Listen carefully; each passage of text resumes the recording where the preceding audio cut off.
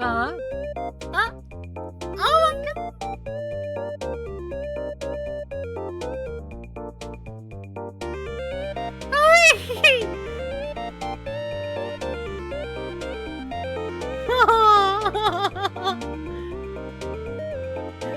This is so cute! Oh. Yeah!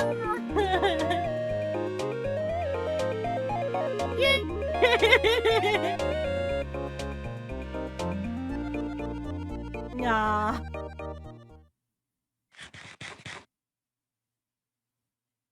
The name's Draco. Artifacts, jewels, you name it. I comb the galaxy for rare and forgotten treasures to remind the people of the future about our past. Anyone who tries to stop me, I kick their ass and tell their history. I only hope my next mission comes soon. I kinda need the dough. Oh, my stomach is killing me. I'm almost tempted to sell some of this junk just for some grub. Ah, Vicky, what do you got for me, buddy? Sounds like it's your lucky day, Reiko. Listen up.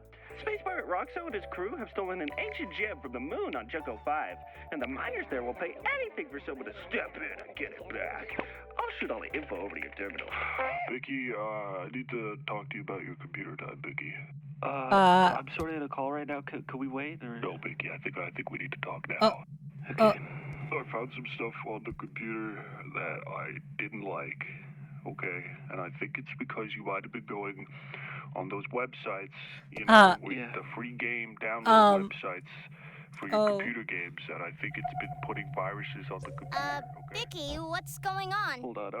Sorry, Reiko. This is a little embarrassing, but I'm actually at an internet cafe. Look, it has a virus, okay? Look at all the toolbars that were there. Free Mario Flash games, that should Stop downloading free Mario Flash games! You need to be careful on the websites you go on, okay? Especially on this computer. It's not yours. I know. We have to share it. Yep. Also, Vicky, look, I know what you've been looking at. Oh no. On the internet and stuff. Oh no. The history, okay? And my only problem here is that you're doing it, looking at it here at my cafe. Look, I know you minimize the tab whenever someone walks by, but still, Vicky, that stuff isn't okay. Yep. Okay, I don't want to have to block stuff on our network because, you know, I believe in people using the net however they want, but you can't use that trust, Vicky, okay? I don't want you looking at that stuff here at the cafe, okay? Okay. Okay, Vicky? Yep. Okay? Vicky? Yeah? I love you, Vicky. I love you too. Okay. Okay, sorry, Reiko. You know what? Just forget it. I don't know. Good Skype call, boys. Good Skype call.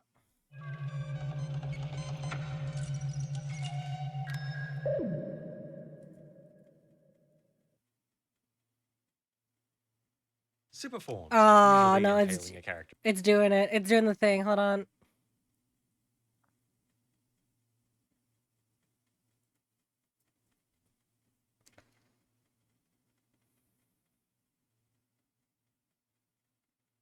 Hold up. Hold up, hold up, hold up. Let's see if it's working. Super forms. Okay, it's working.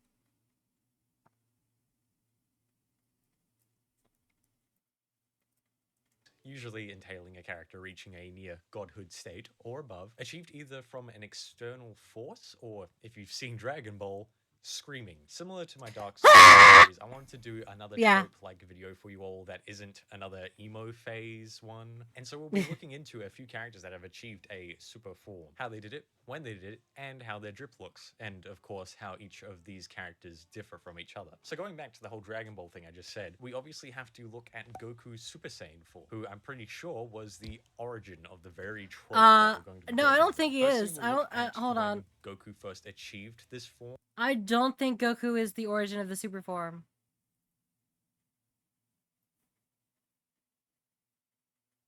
I don't think Goku is actually the origin of the super form. Let me see.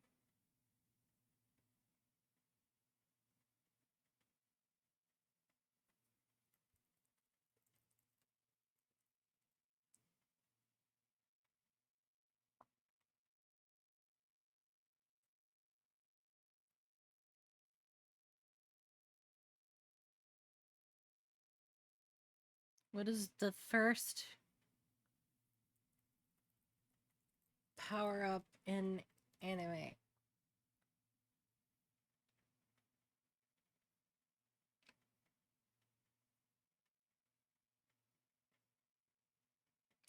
It's actually it actually looks like the earliest we have here is from Fist of the North Star. Comments. Well, no, hold on. Let's see when the Ozaru was debuted. Ozaru debut. 12th episode, chapter 21. Dragon Ball chapter 21. Dragon Ball chapter 21 release date. 1985.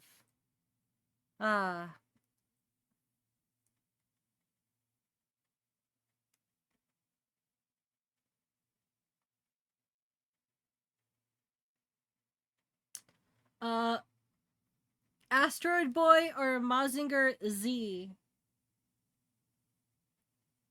looks to be the actual earliest one. Asteroid Boy power up.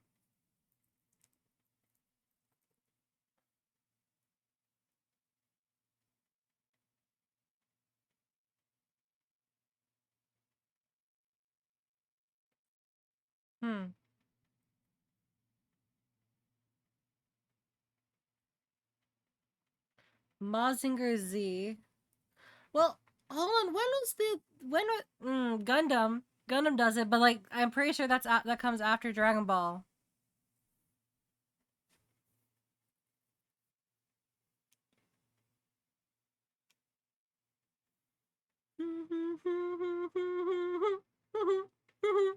Oh my god, where is it?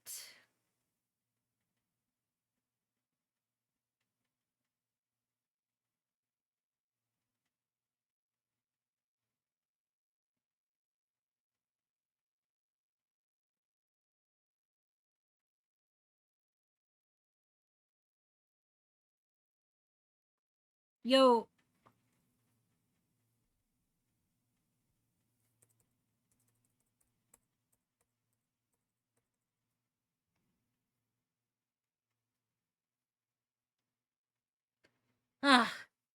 I'm overheating. I'm actually overheating.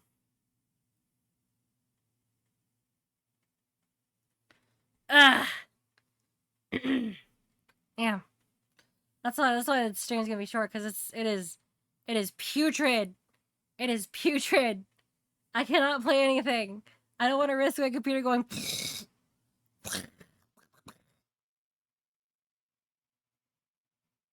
God, it's disgusting out. So we've already proven this guy wrong, but I'm gonna stop being a bitch. I'm gonna stop being a bitch. We're gonna continue the video. It happens in episode 95 of Dragon Ball 7. I use it to, being again from the this is blood we go through how for the manga would be consistently filling out Goku's black hair. Not only probably seen this guy before, but hasn't watched Dragon Ball. It's led to influencing also be doing this one because I just really like how cool he looks. Nonetheless, for the sake of not having a mouthful of a name every. All right, 1 second. We're gonna swap video. This one ain't that great. So we got this. We got Super Soldiers Clash. Oh yeah. Oh buddy. Oh. Yeah, it is a really hot day. It is a very hot day. I'll keep this short. Last night we had just raided an enemy facility. We took down all of its personnel, but one managed to break through our forces. I sent a team to track and capture Is there subtitles? And this morning, only one managed to Yeah, come back. there's subtitles! He managed to track it down to an old ruined town and proceeded to Gotta capture love it. subtitles. They got bested. Kids said this guy is not human. He can deflect a bullet and bent the rifle with his metallic arm. I don't know what he's talking about, but I'm sure I can't afford to lose another man since our forces are already spread thin. I know what you're capable of, so I need you to go in there and take care of it for me. No. I can spare you several men. Oh, to help got you any out ice and take cream? whatever you need. We've blocked every access to that ruin to make sure he's still there. Capture it if possible. But if you think it's impossible, eliminate it.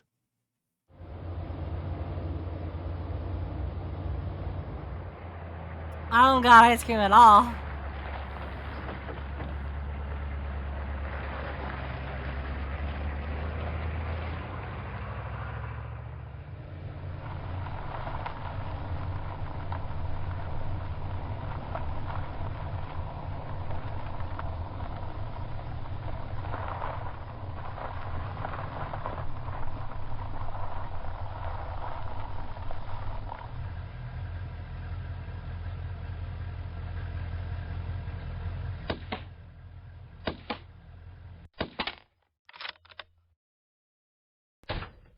Alright, well, it starts off pretty fast. Okay! Let's bring. Oh! Well, how old is this? How old is this? It looks like the. Looks like MCU Winter Soldier. Maku.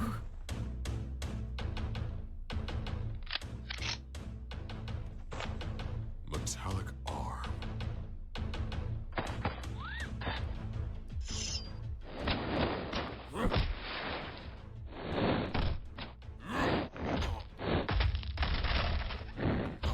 The sounds are muffled. The sounds are muffled, but like they're actually really well done. Oh my god, did it put marks? Hold on. We already gotta go back. Hold on. It put marks showing where he climbed up? That is dedicated. Dude.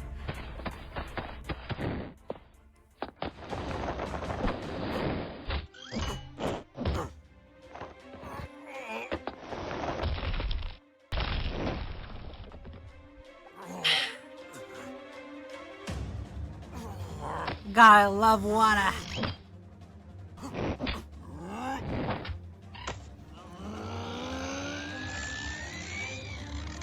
Oh no! Oh, very good impact. Very good impact.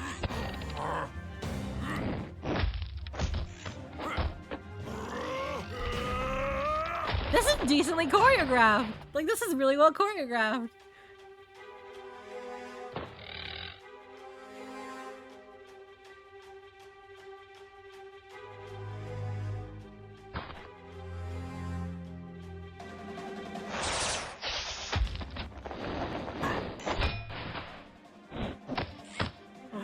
Got him using sonic booms.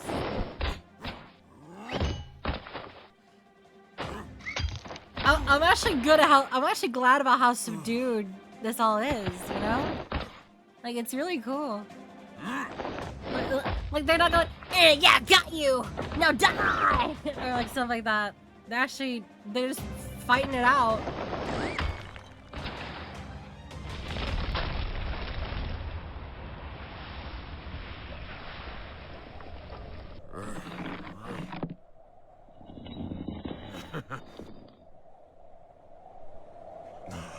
Well, that was fun.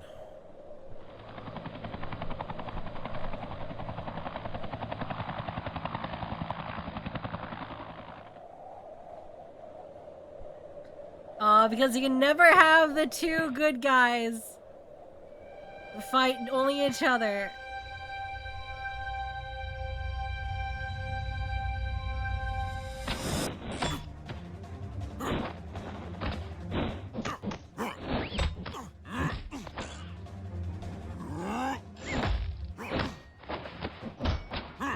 Damn, that kick was cool. That kick was cool.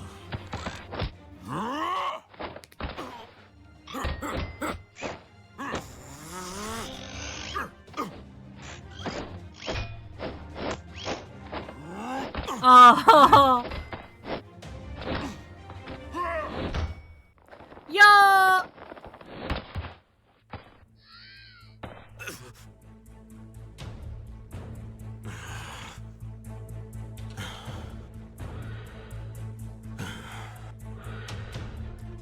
The breath from the cold. I can't feel my arm.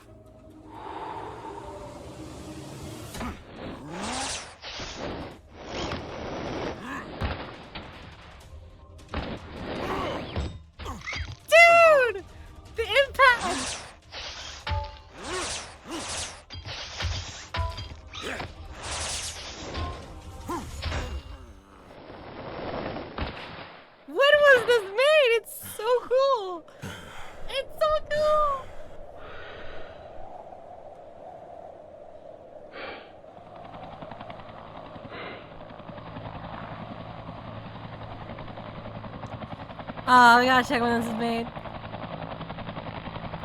This is rad as hell, dude. Asset in sight. Proceed to Alright. capture. Find the landing zone and wait for me there. Yes, sir.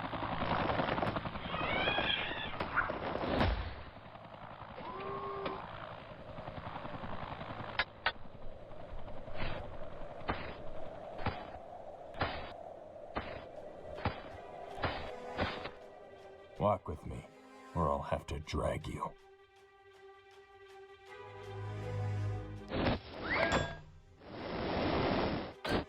Oh, whoa. Like the pile bunkers.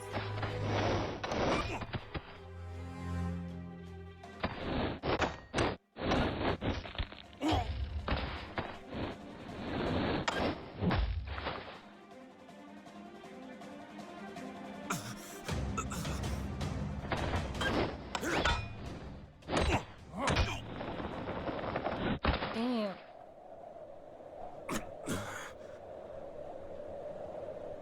Are you done?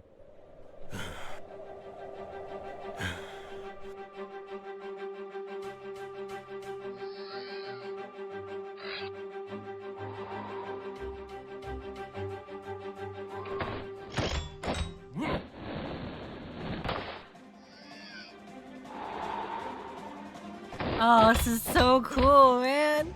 This is so cool.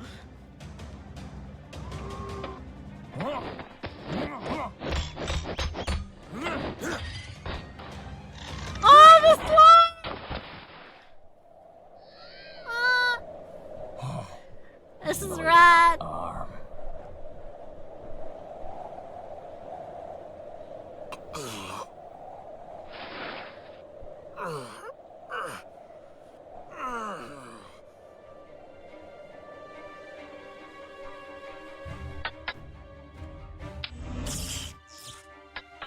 Let's get rid of it.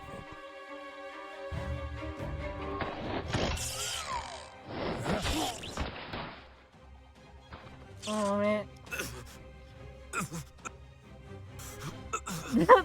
Is this the coolest crossbones fight?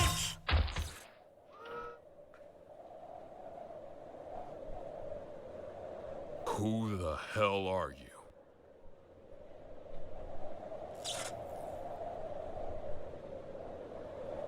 Really? You can't even finish him?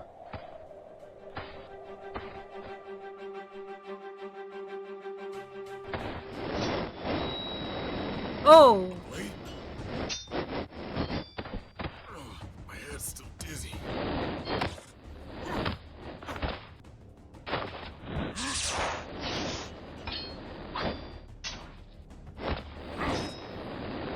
Oh man. Oh, the blade grab. Yo.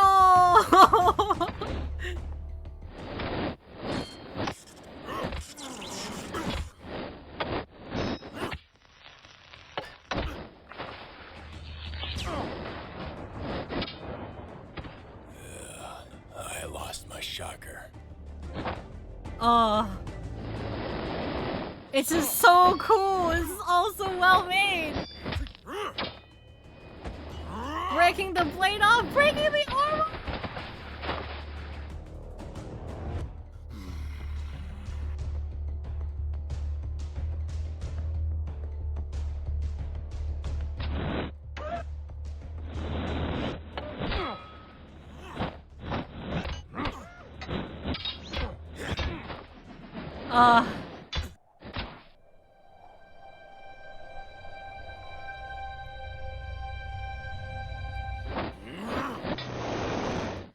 Yo! Naruto versus Smash used to be people throwing galaxies at each other. This is one of the coolest versus fights I've seen.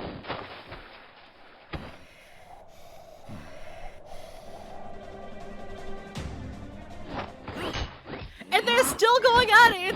It's not a true team up.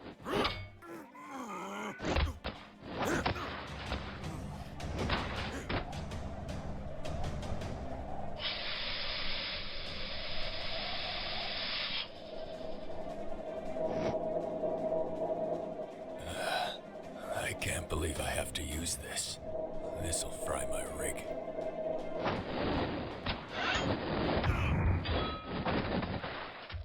Holy shit.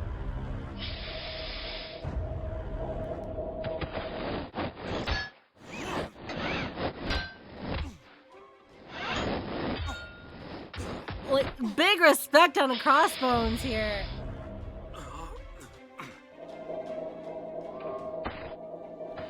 Like, massive respect being put on the crossbones.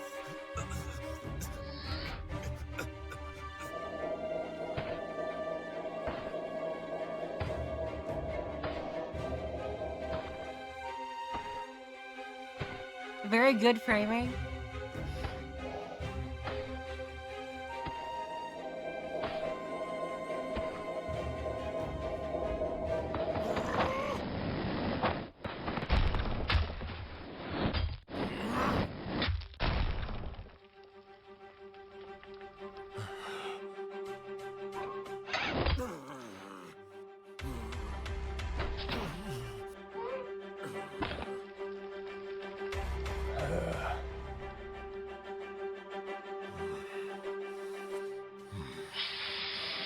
Damn.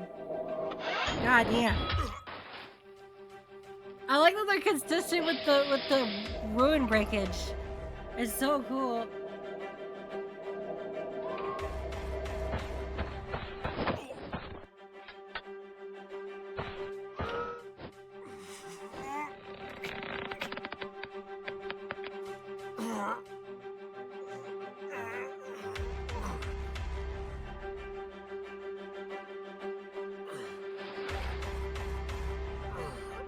The score is really used to get to. I wonder if this is the original score. Because it feels like it.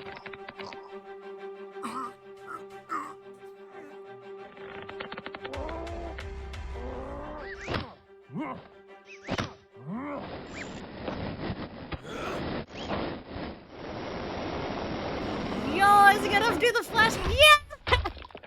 Oh, he gets put through the floor!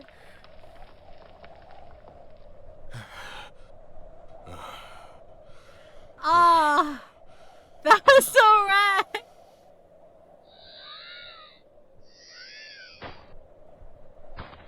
Where are you going? Wait!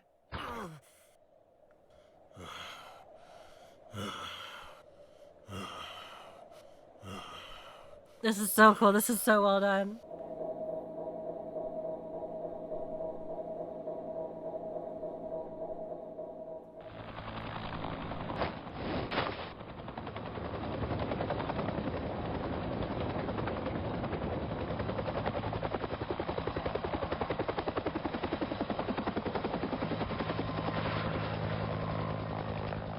Did it result in dead crop? No, I guess he's alive.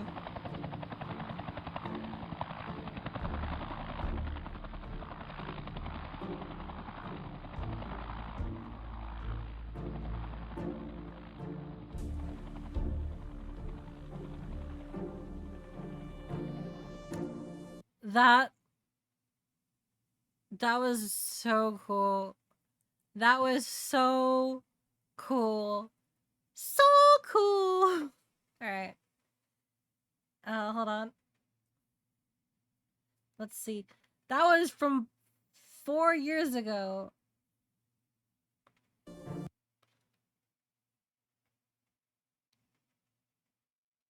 That was from 4 years ago. November 3rd, 2020. That's really cool. That's amazing. Man. All right. Man, I'm thirsty. Hey, Twink, go get us some water. Will do, Susie. La la la la la la la la la la la la. Hey, Twink. La la la la la la la la. Surviving the water cooler.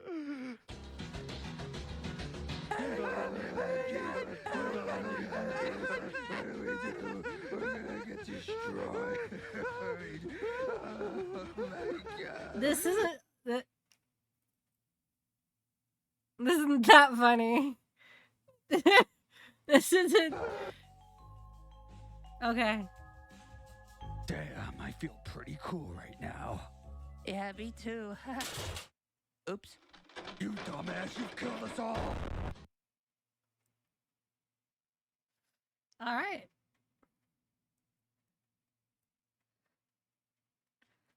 The bubble. The bubble. Well, unfortunately, we've already kind of run out of videos.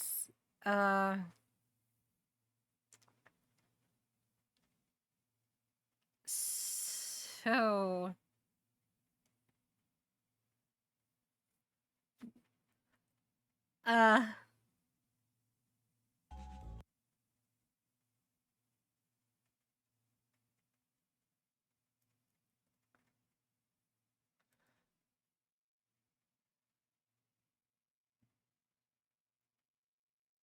Huh.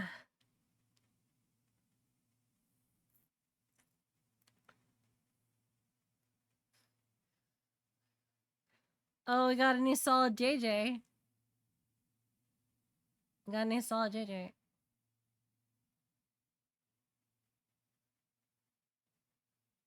And we got a new TM2 analog horror, I guess. Oh, buddy. Oh, buddy. All right, let's see it. Let's see it.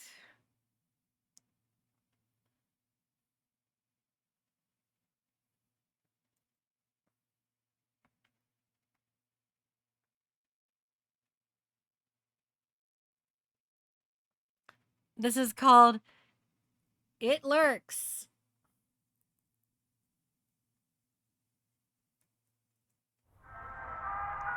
Already kind of lost me.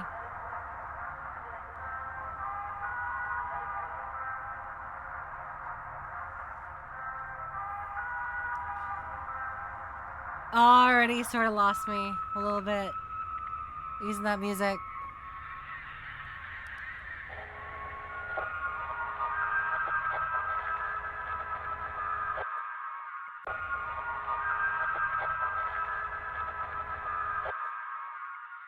What?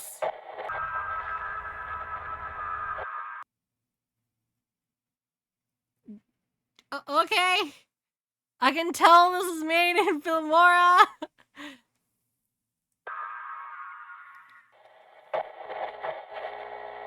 Oh my god, no. No, no. They put the dots after the question mark. No. Alright. Okay, I'm good. I'm fine.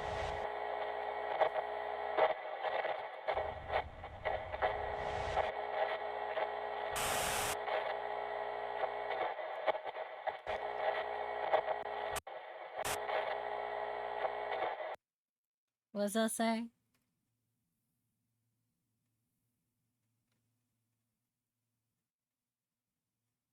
Not yours. Hell, not your puppets. Not yours puppets. What? Not your puppets. Okay.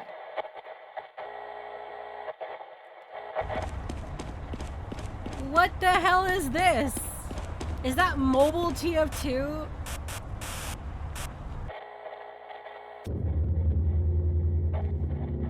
Oh, buddy. Okay, that's better. That's a little bit better. Oh, that hurts my eyes. Okay.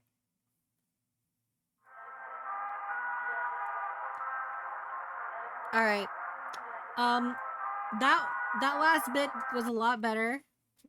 My only critique, I doubt Cabanero Ryan is ever gonna see this. My only critique is to lower the amount of flashing.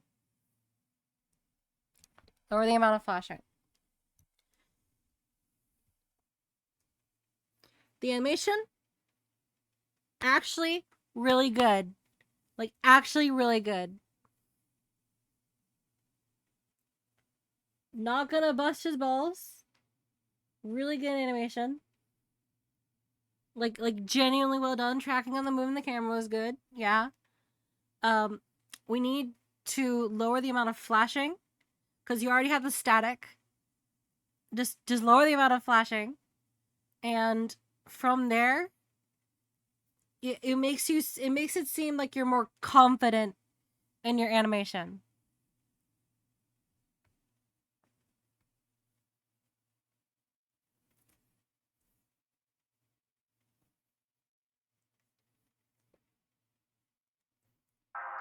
So I think this could be really good. I think this could actually be good.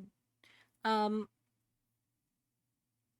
show your monster too soon. Let there be some build up. Kind of like the stuff with no more spooky radio.mp3. Yeah, that needs to stop a little bit. It is so overplayed. I know it's creepy, but it is so overplayed that it actually loses creepiness. You guys know what I mean?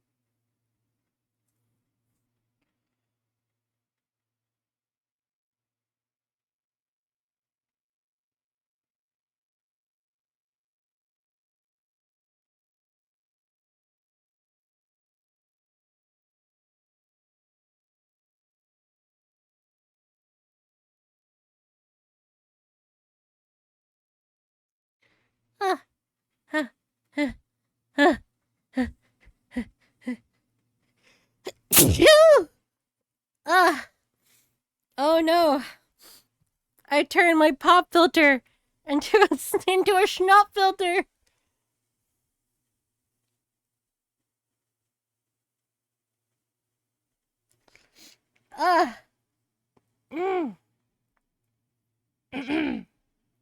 Thank you. 1 second, I gotta blow my nose.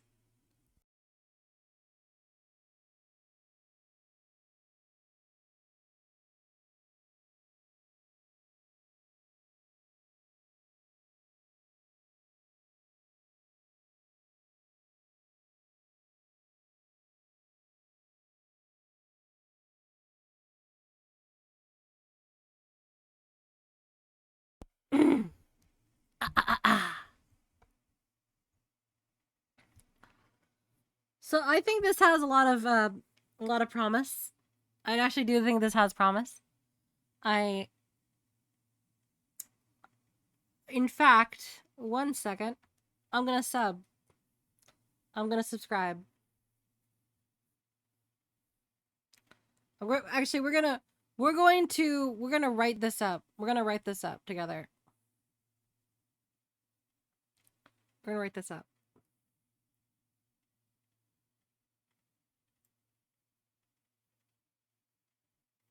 So how do we want to say this? How do we want to say this? Let's see. This is really good as a. This is really good.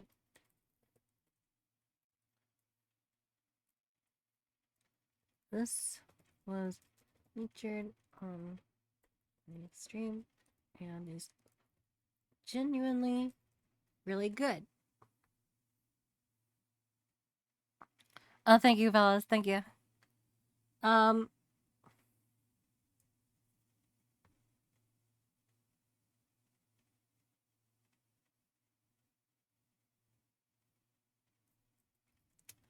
However,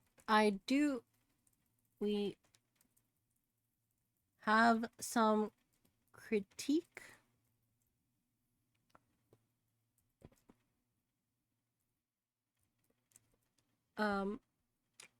While it does sound creepy,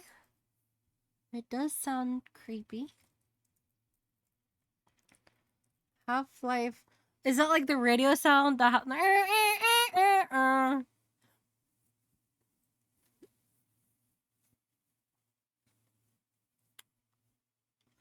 Is that a radio sound or is it a TV sound? Which one is it? The G-Man radio song?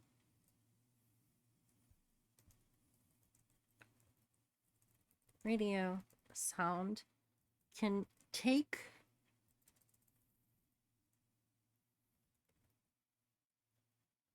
used with context inside of the series, take the viewer out or cheapen the work you do to make the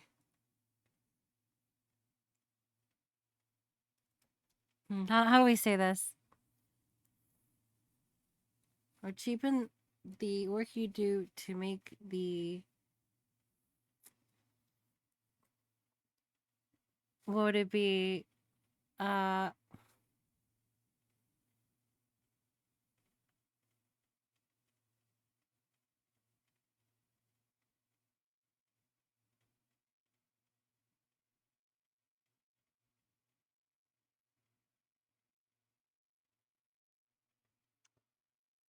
What would the word be?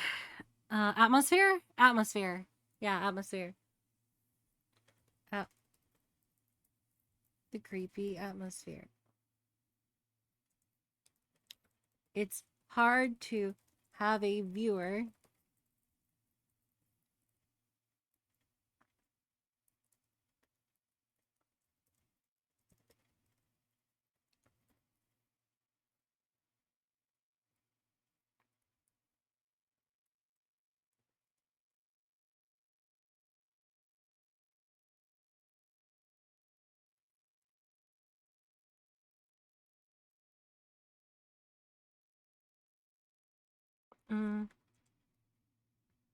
Found something DM'd it? I'll check it out.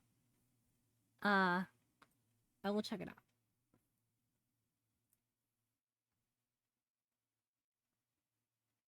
Most uncontainable.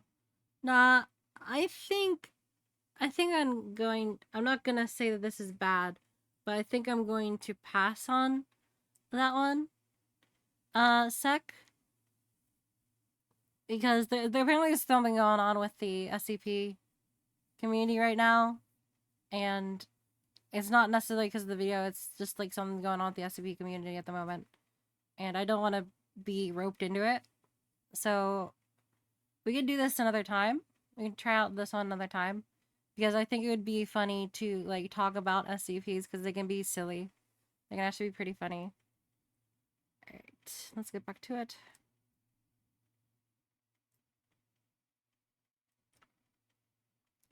It's hard to have a viewer give suspension of disbelief. However, it is very easy to break said suspension of disbelief. I think that's the phrase, right? I think that's the phrase, right?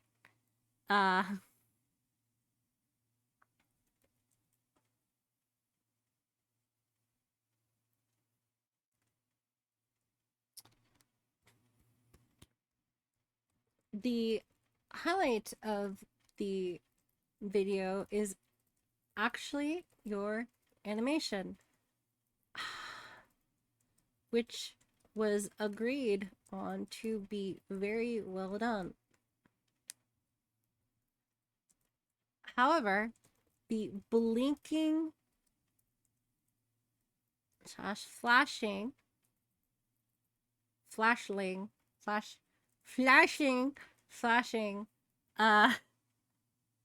the page after you post your comment? Why? Why? Okay, well, I'll do it.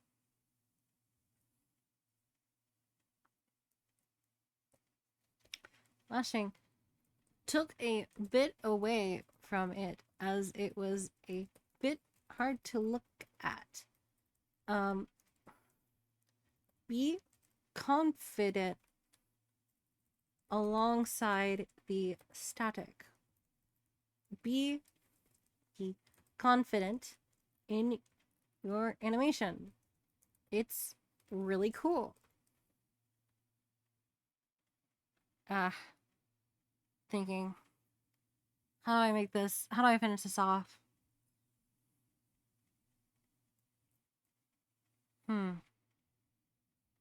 Confirmation. It's really cool. Do.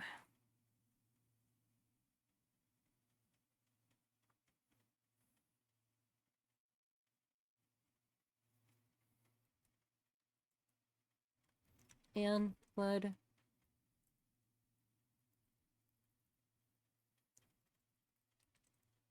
also, the camera tracking was impressive. Would love to get explanation on what this version of the game is in the future. Don't be discouraged. You're doing something creative and will only improve over time. Looking forward to your next work and would be delighted to showcase your work as you grow. I think you have a lot of potential here that can be refined to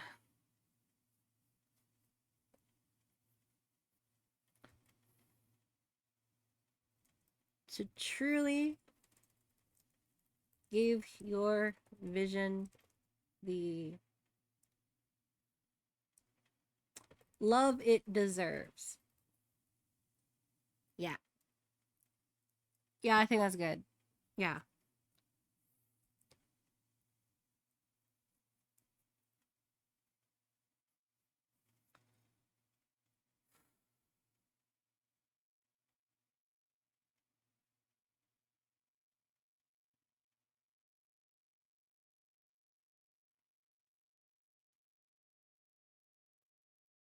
Well, let's refresh. I'm going to copy this just to be safe so we don't lose it.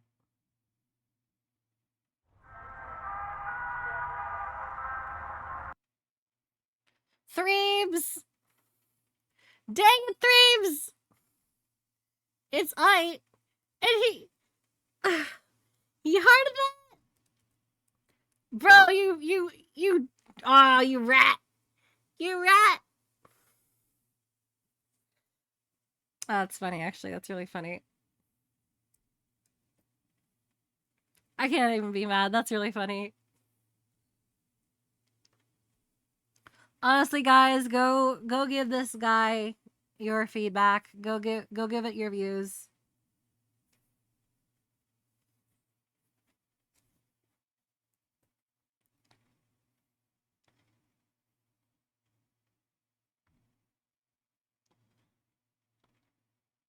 I will post the link. Yeah, support this person. It's a small creative. Doing stuff is hard. Creating is hard. It's very easy to critique, but creating is hard.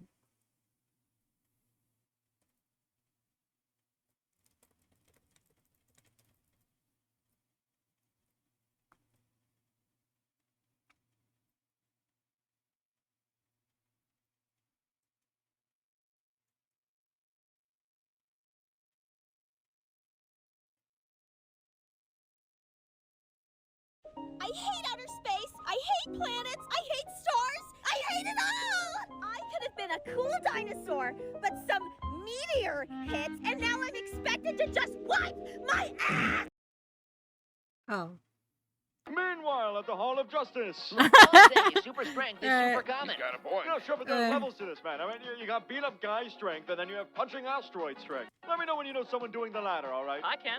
Who said that? I did. Oh, Wonder Woman. Have you been here the whole time? Yeah. And you're speaking? Yeah. Sorry, it's just hard to hear you say anything. Well, I don't always have something to say. And besides, I've been pretty busy, as I'm sure you all know.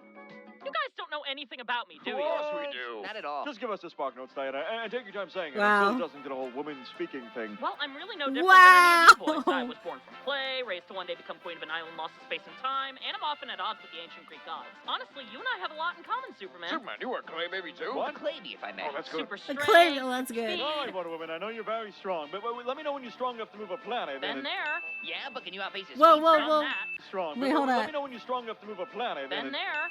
JLA Volume 1, number 58, 2001. Oh my god, they even got sourced. Yeah, but can you outpace his speedster? Done that.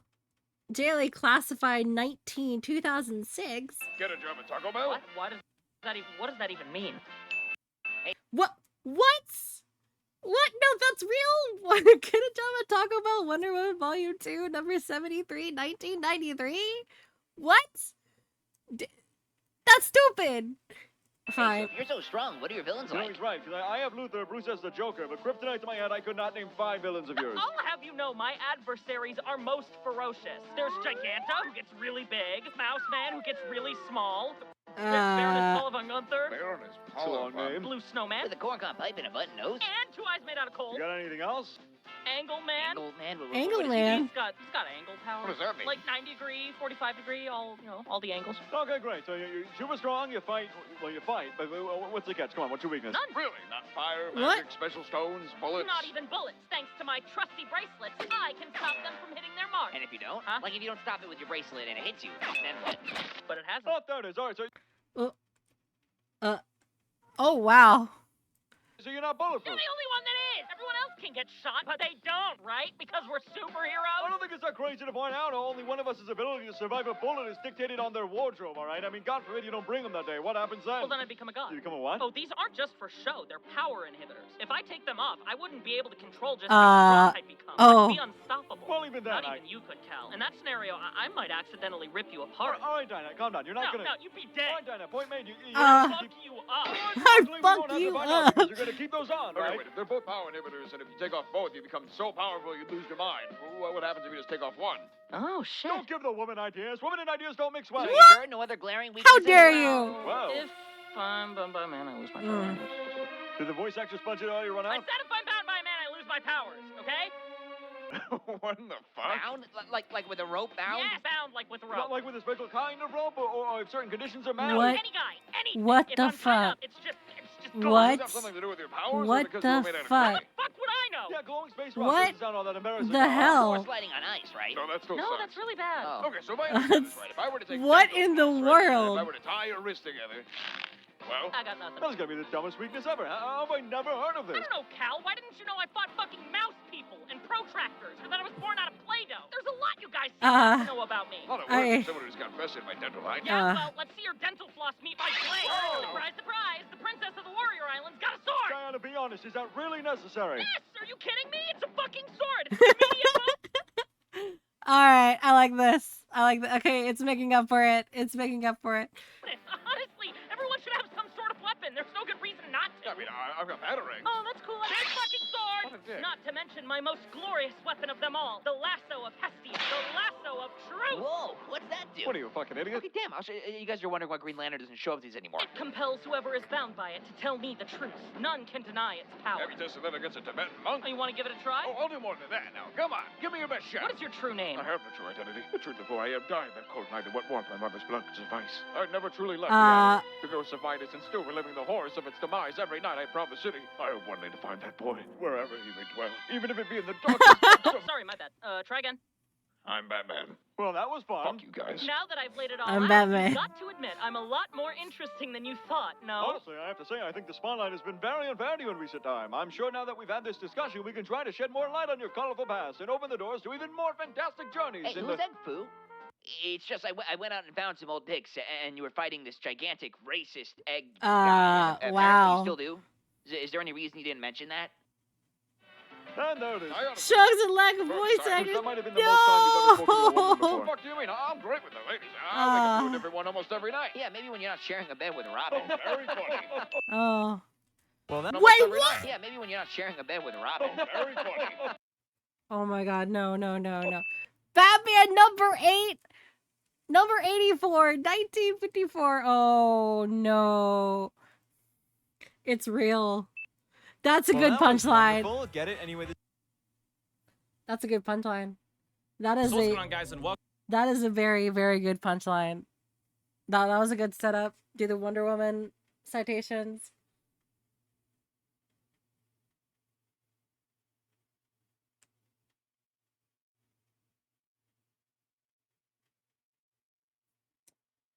Like that was really good. it's in the Bat family. Okay, let's see. Let's have a look, see Lou. Welcome to the Diner Reopened. Now, this is a fan game made by Weirdo Speed, a fellow YouTuber who makes fan game content as well. So make sure to go subscribe to him. Thank you to him for sending me early access to the game as well. This has a Let's get. I was kind of hoping that this would be a little bit different than that. So it looks like it's just a let's play.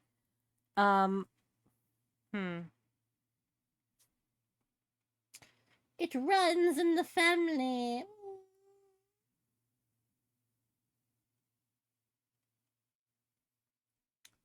It runs in the family. Got Toad Classic, Fire Animation Masterpiece. I could share for you if you don't mind.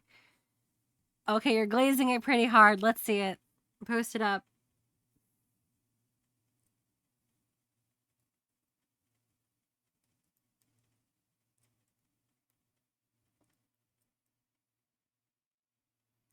Let's post it up.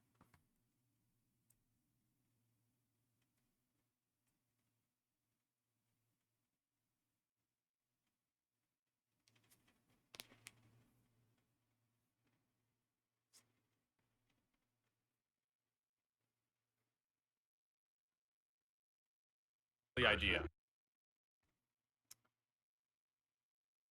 Oh, the guy who made it says, thank you so much. I'll keep everything you said in mind and apply it to my series. Well, again, everybody go give some love to It Lurks. It's not perfect. It's a start. It is a trailer coming soon sort of thing. It feels like it's an announcement of anything. It's a small creator, small project. No, like, you gotta post it up. So, Mortal Kombat versus Street Fighter 3 Remastered. Okay, let me check this to make sure there's no copyrighted audio that's going to absolutely destroy me. There's a lot. There is a lot. Mahadiva, John O. Fleming remix. Dance with My Father by Celine Dion. Natural Sleep Inducement. And That Next Place by Thomas Newman.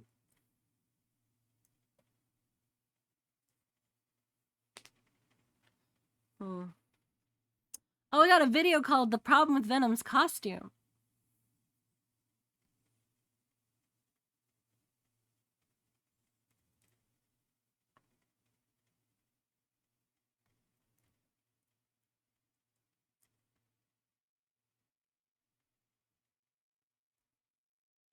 I really just don't think anyone understands Venom's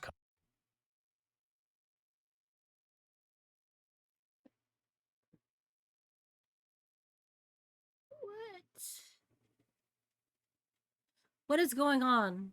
Why is it like this? What? Let me play this. There you go. There we go. Alright. Let's see. There we go.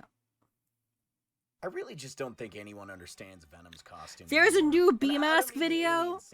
There's a new B-Mask video about the Thunderbolts, and I want to watch it so bad, but like I kind of want to be selfish and watch it on my own, like off stream. But it's like 2 hours long, and it looks so cool.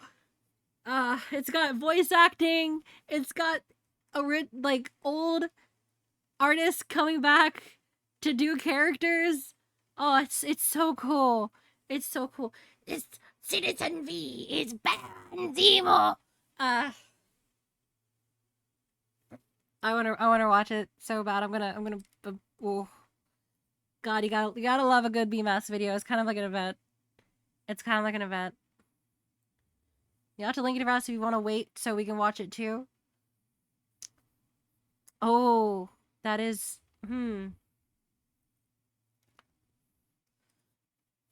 We could have it be like something to discuss.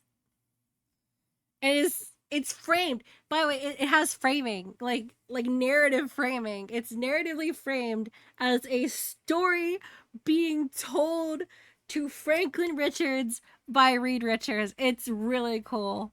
It's very, very cool. I want to watch more of it. I want to watch so much more of it. Was watching some of it while doing art. While doing like Chimba stuff. I have to actually do some edits to that. I messed a couple of things up because I'm a bit rusty. And it's not the issue is that it kind of commands your attention, which is cool because you're kind of like watching a documentary. It's all impressive. It's genuinely extraordinary. Marvelous. Spectacular. Even. Oh,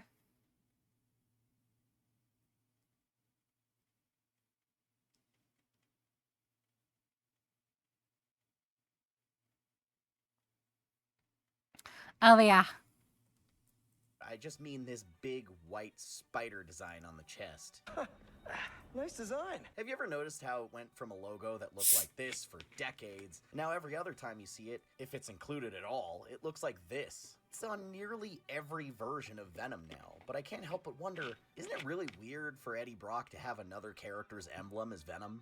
Does anyone even remember that this design used to belong to someone else? And can we please get some consistency going forward with Venom designs instead of this back and forth nonsense? I want to take you on a trip through the history of Venom's costume so we... Counterpoint. Oh, no matter how much they fuck with the story, Venom will always be one of my favorites. True. Big true. Same. Big same. But also, counterpoint.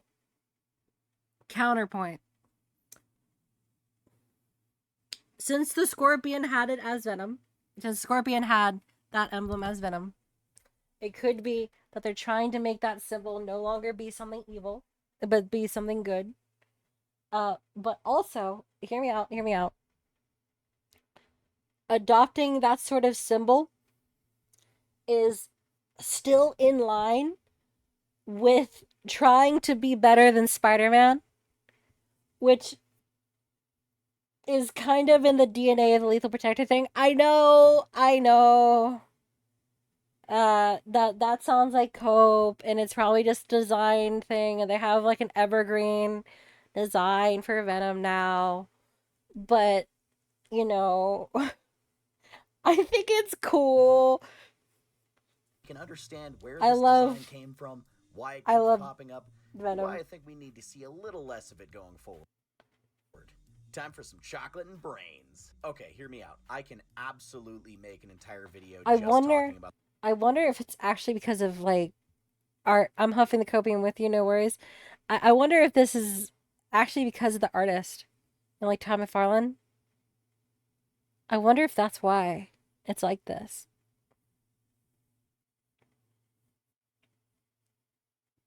Like, that sounds... I'm sure it sounds like genuinely crazy talk, but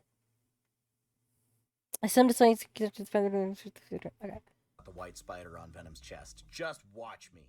This video is not about trashing Insomniac Venom if the thumbnail gave you that impression. I'm specifically talking about this newer version of Venom's chest logo that has become the default in recent years for merchandising, video games, it even pops up a lot in the comics, and why I think there needs to be a change regarding its usage in everything. In all honesty, I don't even hate this design. Some artists make it look really damn cool, like Gerardo Sandoval or Tony Moore. Sometimes this look goes crazy, but it nags at me that it doesn't always make perfect sense to use this design, and in some situations it's inappropriate for the context. For years, I always assumed that my main issue with the more modern logo change on Venom's costume was just me preferring the old one and being a typical comic fan that's Did McFarlane leave on good terms? I can't remember. I don't actually know. If someone can look that up, that might actually be the reason.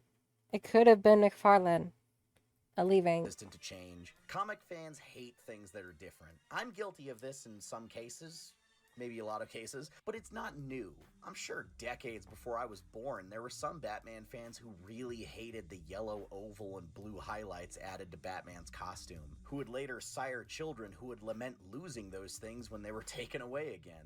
Way back in the 1980s, during Marvel's Secret Wars, our beloved Spider-Man lucked into finding I love Secret Wars, after being abducted by a god Video's a tad quiet. Oh, that wanted to understand human morality. there you go. During this epic battle, How about that? Good versus evil to satisfy the curiosity of How's a about reality that? warping immortal entity, Spidey met a new Spider-Woman and thought she stole his whole flow. But he got her back because Julia Carpenter's spider logo that Peter telepathically imprinted on the symbiote via sheer jealousy has become an instant mainstay. It's arguably the most iconic alternate superhero costume of all time. Very few characters have a secondary costume as beloved and memorable as this one. God, I love the blue highlights.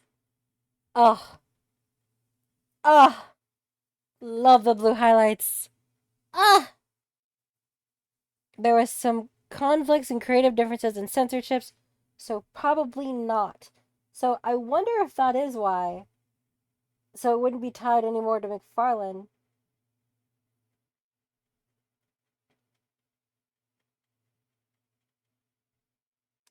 That is a fascinating theory.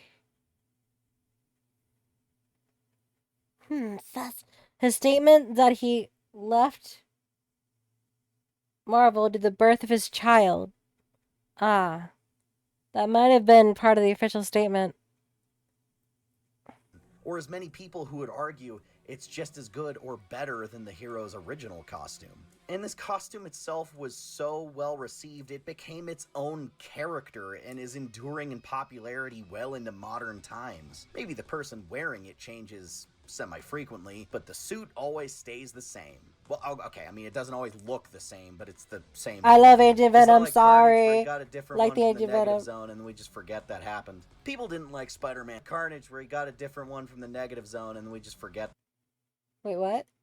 That happened. I People did. didn't like What? Spider-Man's black costume initially because it wasn't what they were used to, but they quickly turned around on it and asked for Marvel to keep it around while they were halfway through writing the story where he gets rid of it. Thankfully, that led to the creation of one of Marvel's most successful anti-heroes of all time. Yeah, Venom! Venom! A cloth version of the costume that wasn't a sentient life form, and the Yeah, we original love one found a bond Venom! with a morally complex loner who likes to be in his underwear all the time. This was the birth of the dark and vengeful counter to Spider-Man, with a twisted sense of humor and all his same powers, Venom.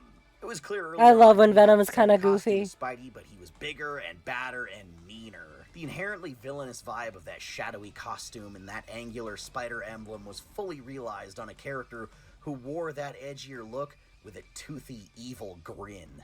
And you know the rest from there. He's a bad guy, but he didn't really have great reasons to be a bad guy. And then with time, he became more interesting as he started riding the line of morality and developed into Spidey's weird monster friend that's mostly a good guy. He was originally designed Mostly by a Todd good guy. McFarlane, but I think a lot of the things that we really like about Venom are more Eric Larson's doing, because ironically wonder. he didn't like the character and tried to make him look more and more ridiculous over time, but that just gave him more aura. That's where the tongue and the green drool and the giant muscles and the interesting.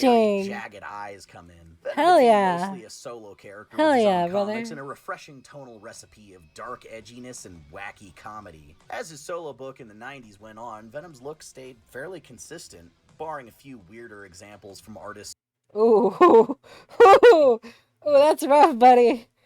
Oh, jeez. First Venom was in costume. We see, I'm thinking he's mainly anti-social monster that moves Spider-Man from the monster infection. What? They even fucked up his symbol. Oh no! He's got a cone for a head.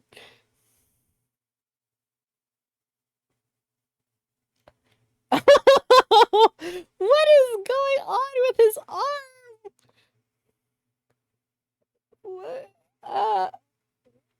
brother. Oh, buddy. To really stretch the creature elements of the Alright, I can take that. I can take that. That's kind of spawny. It's fine. character. And we got the very first example of someone other than Eddie Brock being Venom, with his ex-wife Anne Wang very temporarily taking over the mantle. It was easy enough to Is that a Yaoi chin? I think it was. I think it indeed was the good old Yaoi chin. assistant, barring a few weirder examples from artists trying to There we go. Where do you trade? The library? The library. Thank you, Bob Green, for 12 months. It is very appreciated. really stretch the creature, with his ex-wife Anne Wang very temporarily taking over the mantle. It was easy enough to tell it wasn't the same character because of the body type, so not many adjustments were necessary for the design. But as Venom's once explosive popularity started to simmer off at the beginning of the new millennium, the character went through a major visual change that we're still seeing the remnants Oh, hey, there we go. There's stuff with Thunderbolts. In fact, in 20 years, we really haven't seen this version of his design lose its footing, though I wonder if that'll eventually change. Venom having his new style of chest logo may be prominent now for the time being, but that's not to say I have any worries it'll be permanent. These things have ebbs and flows. Superman loses his trunks, and he gets him back. Spider-Man's sleeves keep getting cut, but they're back to normal. Eventually, we'll get there. It's just that this design mentality is very popular right now, and Oh, right, that's right. How do you feel about male proportion Venom bonded with MJ? Dude, I have fallen hard off that comic. Everything 616, I'm just not touching. I've only been touching the Ultimate stuff.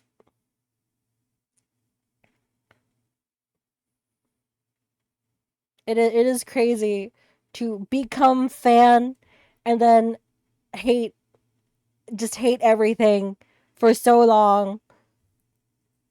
Finally realized I do have a legitimate grievance with it outside of it just not being the classic look. But ironically, that grievance also applies to this one too. Plot twist. Okay, here it is. This is not Eddie Brock's Venom. But can you tell at first glance if you haven't read this story? How about this one? Or this one? We went from having a very strong system worked out to tell who is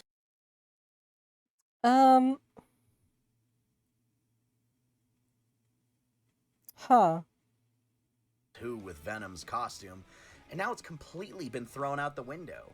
I've realized this logo breaks the cardinal rule of legacy characters. Being able to tell them apart. Quick, which person is Venom in this panel? You're wrong, it's Flash. Oh, speaking of that word. What? Apart. Quick, which person is Venom in this panel? You're wrong, it's Flash. What the shit? Are you kidding me? Speaking of that word, think about it. Barry Allen and Wally. Famously, the artist hated working on the comic, so they drew Venom like that. Everyone loved it. Why does he have an ear? I don't know. That was such a weird drawing of Venom.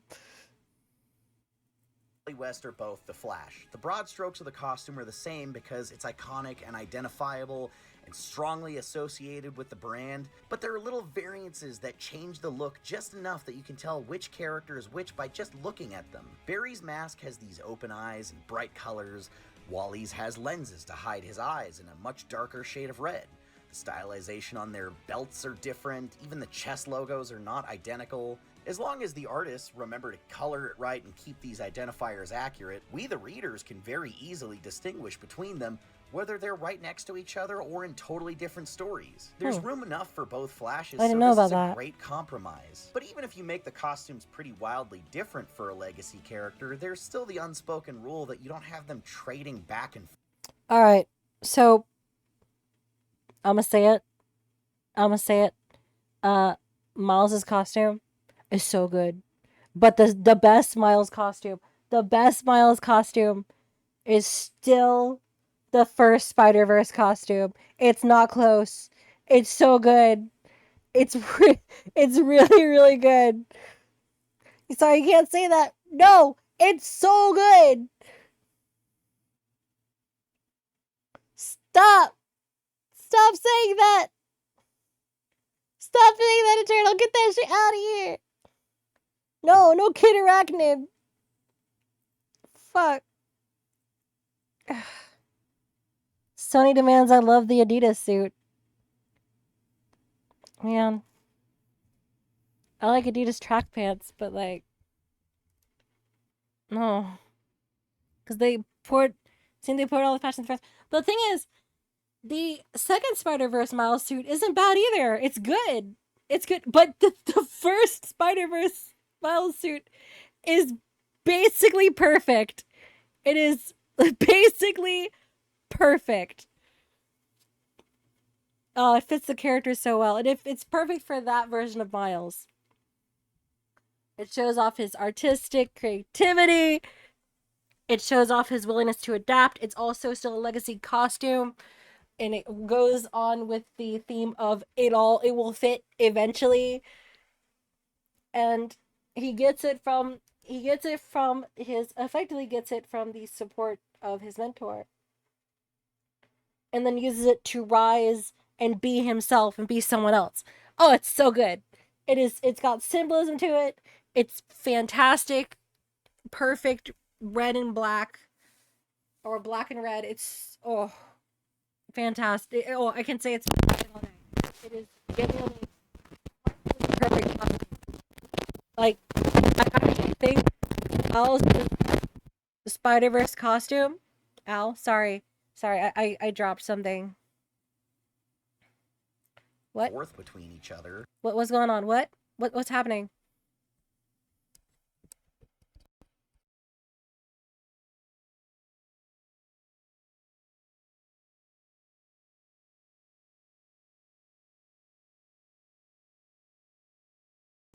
Hello?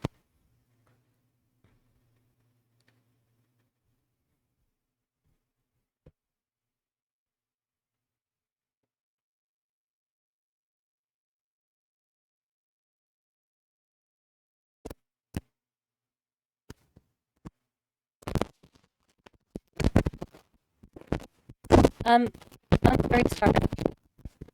I am very sorry that happened. Punch is back. What? Into my microphone. You hear crackling?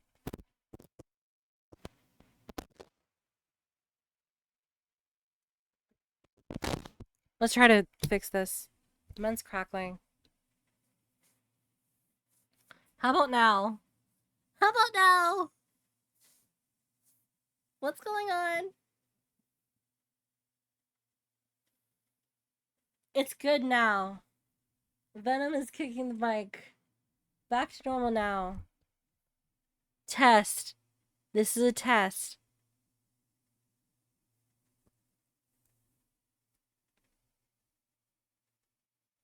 Any crackle? Any crackle at all?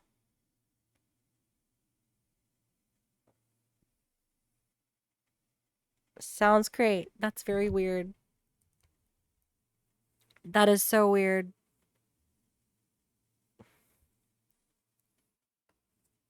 Dude, and the fact that I don't know what caused it. Oh, that's the best part. Oh, that's the best part. Great. Awesome.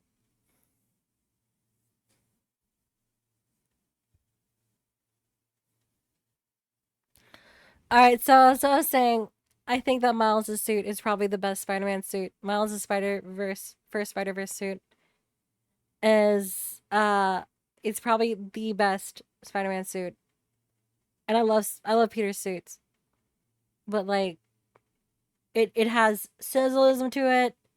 It's so much meaning. It's got arc to it. And honestly, it's pretty okay. It is pretty okay that it is replaced. Like, he makes his own suit later. Like, you know, that's fine. That is fine. Anyway. Hal Jordan, Kyle Rayner, Guy Gardner, and Jon Stewart all go by the moniker Green Lantern, and all of them have different uniforms. Sure, maybe all these other guys started out with a traditional GL costume before making it more their own, but for decades now, they've all had their own unique look. This is great. You're never confused about which Green Lantern is which, and Hal Jordan never puts on the other 4 guys' costumes just because the Yes! artist Did likes Miles one ever of get a those better. symbiote? Can you imagine how I think he has had a symbiote. He has had some symbiotes on him. Because that's why he was included in Venom War. Or not the King Black thing, rather. But now he's a vampire! Woo-hoo.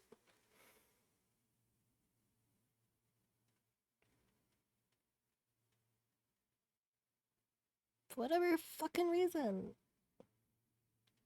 He is a vampire now. Wow!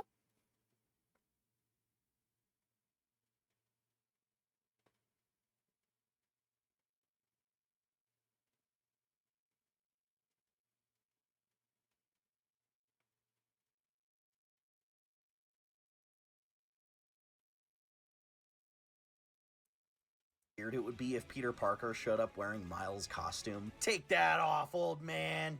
You don't deserve this drip, has-been. I'd like to formally apologize for the damage I've done to Miles Morales' reputation. I will make amends. Which brings me to the problem with Venom designs. We've had several characters go by the name Venom over the years.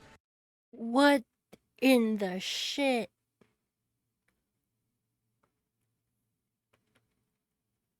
Oh, that's right. That's probably Scorpion Venom. And each one of them started with their own unique version of the costume. I've always loved this art piece by Mark Bagley in Venom issue 155 for Marvel Legacy that very succinctly demonstrates how each Venom is meant to look different. The idea is that the suit takes on a different kind of look depending on who is wearing it. For some, it's closer to a traditional black Spider-Man costume. For others, the monstrous parts become more evident. I know we've kind of collectively forgotten about it now, but Eddie Brock was not Venom for nearly 20 years, so it made sense to eschew the specific look that he had in favor of allowing these characters to stand out more on their own. But then it went all stupid, and now it's a mess! I blame Spider-Man Web of Shadows. Then again, I also blame Angelo Fortunato. Who? Back in Mark Miller's Marvel Knights Spider-Man, the story of screwing up Venom's costume started humbly. When a repentant and terminally ill Eddie Brock initially ditched the symbiote by selling it to the highest bidder, it went to the son of a major New York crime boss. What? Don Fortunato bought the suit because he thought it would make his weakling teenage son more of a man to have superpowers on par with Spider-Man. Initially, Angelo Fortunato's misery at his own life and his desire to prove himself to his family by killing Spider-Man fueled the suit enough to make him a giant when he was venomed up. Angelo's raw emotions and different personality made the suit take on a new look for the first time. The gums are kind of creepy. They're kind of decently creepy.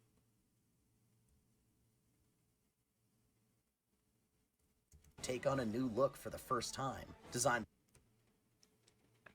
Yeah, look at that. Very hunched over, very long arms. Kind of monstrous. The eyes extend over the head. That's pretty cool. That's a pretty cool design. By Frank Cho. Don't look at his Instagram. Angelo's Venom maybe for the first time. Designed by Frank Cho. Don't. Oh no! Oh no!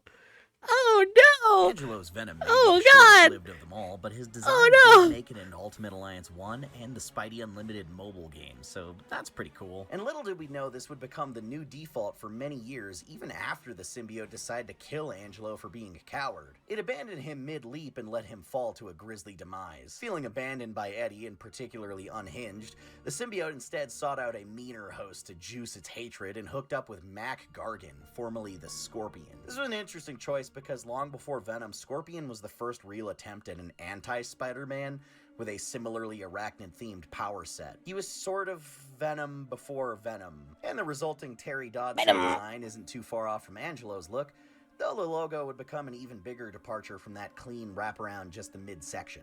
This is Mac Gargan's Venom logo. Rather than the tightly knitted wave of spider legs wrapping around the chest and connecting to his back under the arms, it's messier and disjointed.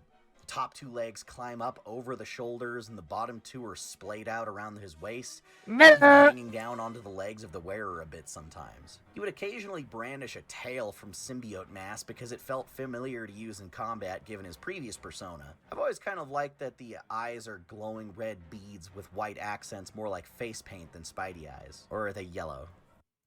Green? White. Why They couldn't decide. Oh, on the color. It reminds me. that's kind of. That's kind of neat. Oh shit. Combat, given his accent's white. They couldn't decide on the color. It reminds me of Gargan's scorpion mask. Even gave me some Spawn vibes. And it was a great visual indicator that this is a different Venom. Remember that detail for later because it will be important.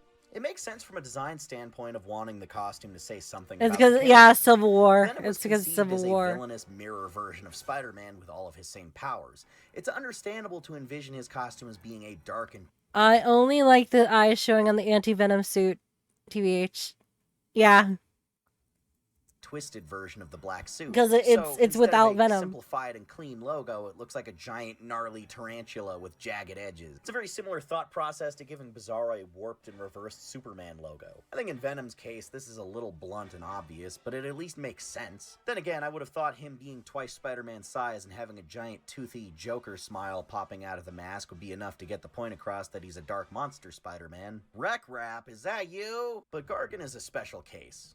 With the historical context that Carnage was dead by this point and wouldn't resurface for another decade, Mac took the main role of a completely evil and sadistic symbiote character, so I can excuse him being drawn even more monstrous than usual. This was a Venom that was untethered by Eddie's morality and was chasing his darkest and most depraved impulses with a smile. From the beginning, Brock had an admittedly bizarre code of ethics, but Mac had no qualms about murder, theft, kidnapping, and straight-up cannibalism, though that unfortunately made him a much less interesting character. Even after the breakup, Eddie continued being a tragic character, struggling against his demons and trying to become a hero through let's go back to this. Tragic character struggling. That's a really cool frame. That is a really, really cool frame.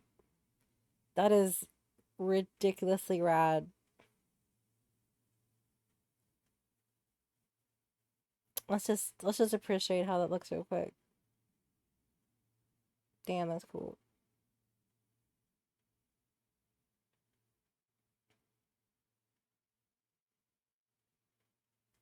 All right, back to it. Against his demons and trying to become a hero through sheer willpower, while Gargan was eating sex workers so he wouldn't have to pay them after service.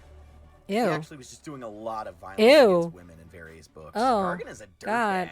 Gargan's Venom didn't operate much at all outside of the context of being a goon for Norman Osborn across several years and multiple teams. We're taking the word goon back, damn it. First, he was their muscle on the Thunderbolts. Then he was their Spider-Man analog on Osborn's Dark Avengers when he weaseled his way into taking Iron Man's job. It was kind of a rough time to be a Venom fan, and I still remember being so frustrated as a kid that Eddie was out being a different vigilante character now, because I did not yet understand that these things are never really permanent. Eddie was transformed by Mr. Negative into Anti-Venom. But Anti-Venom! It was meant to more closely match Mac's costume with a negative filter. So he's got the eyes and the... Yeah, I think it works way better on Anti-Venom.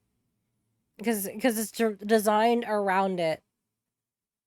And you have the anti-spider, because there's less Venom in there. Big logo. Even still, Mac's design was consistent for those first few years and easily identifiable as a different character. You'd always take a quick glance and easily assess which Venom you were looking at. The design matched his personality and reflected the uniqueness of its wearer. This was all A-okay. This was good times. And then around the mid to late 2000s, I noticed a shift happening. It seemed like artists who preferred Eddie's old look started getting lazy with the details on Mac's costume. Suddenly the eyes started going back to the original look, so it would be more classic Venom head with the new costume's body. Sometimes it would change from panel to panel in the same book depending on the scene. What? Body. Sometimes it would... Hold up. In the same book? What? No, you can't be having that. You actually can't be having this. Same book, that's scuffed. That's scuffed like crazy. Venom, where he went from the size of a bodybuilder to a giant purple-shaded behemoth that towered over other characters. He's like the size of a house. And the implication was that the less Mac was in control, the more the symbiote's eyes would go back to the classic style. Like that was more of the default. Then after a while, as Dark Reign progressed and Mac disguised himself as Black Suit Spider-Man, his proper Venom mode would just look 100% like Eddie's. There's so many panels from this time where it's nearly impossible to tell if this is Mac, if not for the fact that he's standing next to the Dark Avengers. The lack of consistency started to become a little confusing for casual readers, and to this day there are still panels of Mac as Venom floating around that people misattribute as scenes with Eddie, like that horny Hawkeye interrogation, or him getting the drop on Moon Knight. After getting completely fucking destroyed by Captain Marvel in the most embarrassing way possible, oh wow, Gargan was forcibly stripped of the symbiote for good. Hold on. Or him getting the drop on Moon Knight. Just absolutely rips him out of there. Destroyed by Captain Marvel in the most embarrassing way possible. Crazy. Gargan. That's crazy. Oh my god. She just pulls him out. Oh, that makes me sick. That was not pleasant to look at. Dude got rinsed by Carol Danvers. How embarrassing.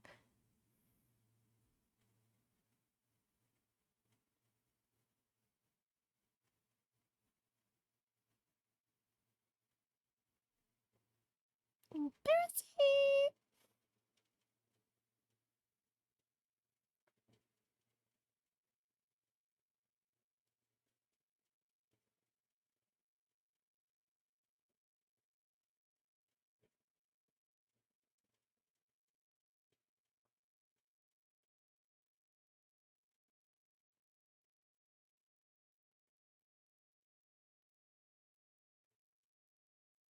All right. It's how to disconnect him. Don't worry about it. Forcibly stripped of the symbiote for good, and thus leads to a weird problem we've been having ever since. Even though he wasn't Venom anymore, his Venom design never really went away and would be continually thrust onto the next two guys. The alternate title of this video should really be Stop Putting Mac Gargan's logo on everything! It's not that it's a bad logo design, it's just that this shit is confusing for the brand identity of the character. Well, then I guess it's the new brand Peter Parker's identity. former bully turned friend, Eugene Flash Thompson, became the new Venom, he didn't get his own really specific version of the emblem. Flash has arguably the least consistent design for the spider on his armored form of any Venom. In the concept phase, it seemed more like a big X with two legs up and two... Hold on, I fucking love that concept. Oh, wait. I love that concept. That looks so cool. That looks so cool. Man. Oh, that's cool. Down. But hardly any artists committed to that, and when they did, it seemed like it happened mostly in titles that weren't his own. Maybe they were working based on his older model sheet and not the updated one, because they also used this little buckle thing from it too. But that's not on the final spider design in his solo series. But from it too, but that's not on the final spider. Chitin arthropod carabus. That's pretty cool. HR Geigery. I love that -Y is is being used in the scientific term bioarmor. I don't know, I like it. I love that design because it flows into his armor with it becoming like borders. Design in his solo series. You know, it looks cool. But the main design that we see the most often on him is pretty much the same one from Gargan, but wrapped around insectoid body armor. Some artists did this kind of thing where they connected the legs at the joints where it bends, but most of them forgot to do that, so it really didn't look like its own thing. The most you get is that the fangs are longer on this one than usual, but even then, sometimes they would forget to draw that too. Every once in a while, the butt on the spider had 3 points instead of 2. This is all totally forgivable because the overall design is still such a huge departure from all the previous ones, utilizing a tactical body armor look. Flash looks straight out of Army of Two, and for the time this was quite unique. The issue is that he'll spend major swaths I'm a Sage of I do too. in this design and turning. Oh, I have to say it. You can't. You cannot. You cannot turn MCU Flash into Agent Venom. It is, oh, buddy, it is so bad.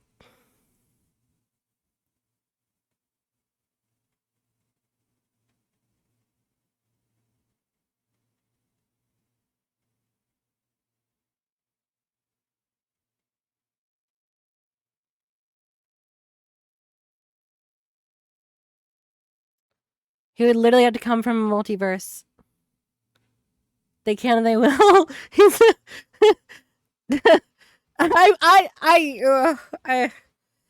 Ironheart's not bad. Apparently Ironheart's not doing too bad. Into a more traditional Venom, like he's in a Hulk-like rage mode. Rick Remender and Tony Moore gave us the first ongoing Venom book since Eddie's retirement. 2011's Venom was about Flash Thompson taking up the mantle and struggling against his depression and tenuous grasp on his sobriety. See, Venom's more interesting when the guy inside is tortured and trying to be heroic. Flash was given the symbiote by the US government Project Rebirth 2.0, named after the program that gave Captain America his powers. Flash had full control over the inert symbiote, which was kept comatose by various anesthetics injected into it so it wouldn't talk to him or influence his actions or put thoughts into his head. He had all the powers but none of the downsides. In theory. Over a short time, the symbiote became more and more resistant to the government's sleeping meds and started regaining consciousness. Oh, wow. And then Thompson's sleek, armored look started to mold back into the familiar shape. And look at that, it's Mac's logo again. God all right, we can wrap our heads damn around it. that. Flash looks mostly like the cool armored look, but when he loses control, he hulks out into the same general look as mid-level Gargan, with the old head and the new body. And They have the movies. I hear the opposite. I heard the opposite. Look. One of the comic channels that I listen to said that the first few episodes of Ironheart were actually pretty good. Were actually pretty alright. But there was frustration, specifically with the extremely important character that is the holographic sister or something.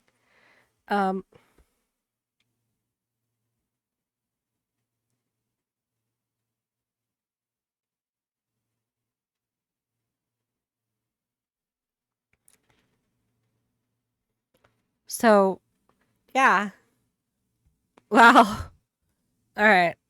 Till suddenly he doesn't. Further into the run, during the Spider Island event, Flash faces off against Eddie as Anti-Venom and then switches back to the pure classic Venom design. Original logo, no pointy monster toes or human eyes. What, did being near Eddie make it remember how it used to look again? Because it briefly latches onto him and it looks like his old design again, so no, we're not doing this Thermian argument crap. I'm not going to theorize an in-universe reason, because there isn't one. The only in-universe conclusion to be drawn from this is that the symbiote is a wishy-washy amorphous slime that just looks like whatever it wants to at any given time with no rhyme or reason. And it is Yeah. Fucking slay. Slay queen. Slay, you slime queen. You get to look at however you want, whenever you want, and you want to look fabulous and how the way you want. Slay. That fits Venom. That actually does fit Venom. Venom's like, I don't like how this looks, you know. But I think I'll be a little bit armory today. subject to change mere seconds apart. Quick, which person is Venom in this panel? You're wrong, it's Mac. In the next issue after that, he's back to the classic logo, but with the pointy, sharp toes. Next arc after that, he's got Gargan's logo, then back to the Eddie logo, then Gargan again, then Eddie.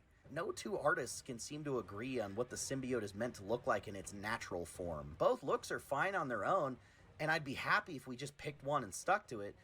But it becomes weird that there's no unified, consistent design, and we keep alternating back and forth. Even into the Space Knight arc, when Flash was hanging out with the Guardians We of the love Galaxy, Space Knight. He's got this cool spacesuit look that's really simple and nice, but as soon as the teeth come out, it's back to being middle-stage Gargan again. Even after Flash stopped being Venom, the top two legs keep going up over the shoulders like a sultry bra strap on so many characters. For a short You don't time, understand. Venom is fabulous. You don't understand. Venom is fabulous, okay?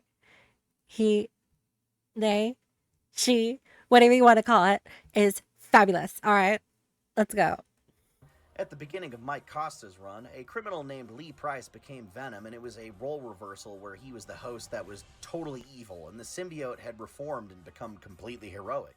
Lee's costume had the usual logo, it's doing it again, but mixed it up a bit on the other details of the costume by adding more jagged white stripes from the eyes and the gloves. This was a bit of a cool but short-lived design. The gloves that is actually kind made of its way cool. into Fortnite of all things. What? But that story wrapped up with a new beginning when Eddie Brock became Venom once again, just in time for movie synergy. And to the credit of Marvel artists, he's mostly looked how he's supposed to since then. Proper chest logo, proper eyes. You can kind of fudge the details on the mouth a little, it's okay. But Gargan's Venom logo is still pervasive on Eddie in adaptations like cartoons and games. In fact, a huge percentage of Venom's appearances in gaming in the last 20 years still use this design. Regardless of who the host is, Damn, that guy got wrecked. though the original still pops up enough that it's not been totally forgotten in that realm. Shout out to Midnight Suns for having the best Eddie Brock adaptation in any medium ever. Yeah, Midnight Suns. You know what, man? I gotta talk a little bit about Midnight Suns. I gotta talk a little bit about Midnight Suns. I wanted to stream Midnight Suns a while ago. I really, really did. But Midnight Suns gets no views at all. But not just that, it has a possibly game-ruining bug that they couldn't fix, but the developer still to this day will try to repair for you. But you have to send in your save file, and you do not know when that bug happens. And that sucks, because apparently Midnight Suns is really, really good. So, yeah. God damn it. It's the best adaptation of Venom. It is actually the best adaptation of Venom. He's goofy. He's like, it's Eddie. He's got a frenemy-ship with Spider-Man. It's funny. He's the Lethal Protector. It is the best Venom game adaptation. Just making sure I don't fit in. Gargan's design also appears constantly on alternate universe Venoms all over the place, and it somehow has affected things like Peter Parker's symbiote design in the main universe. During Dan Slott's final arc on Amazing Spider-Man Go Down Swinging, Eddie gives the suit to Peter to help him defeat Green Goblin mixed with Carnage. It was a whole crazy thing. Red Goblin's pretty rad. And then Peter's black suit is inexplicably changed into this. Why does he have Kamina glasses? Why does it look different now? It has no reason to be a different... Because it's rad! Because it's radical. Sorry. It's rad. It's radical. Design from the old one. It would make the most sense to be the old one.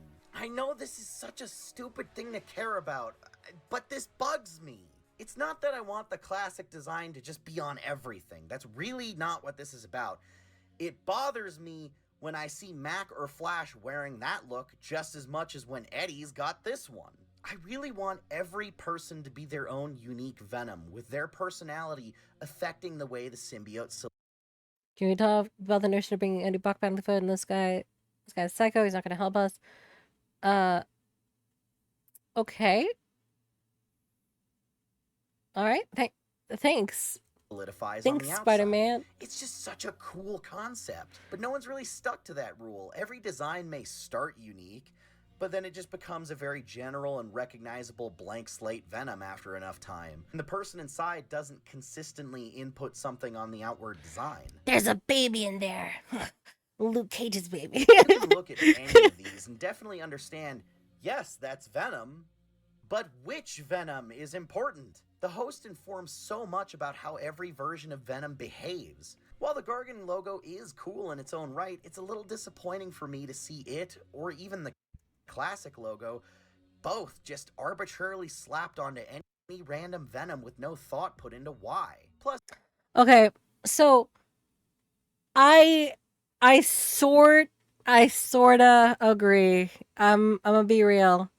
I kinda agree.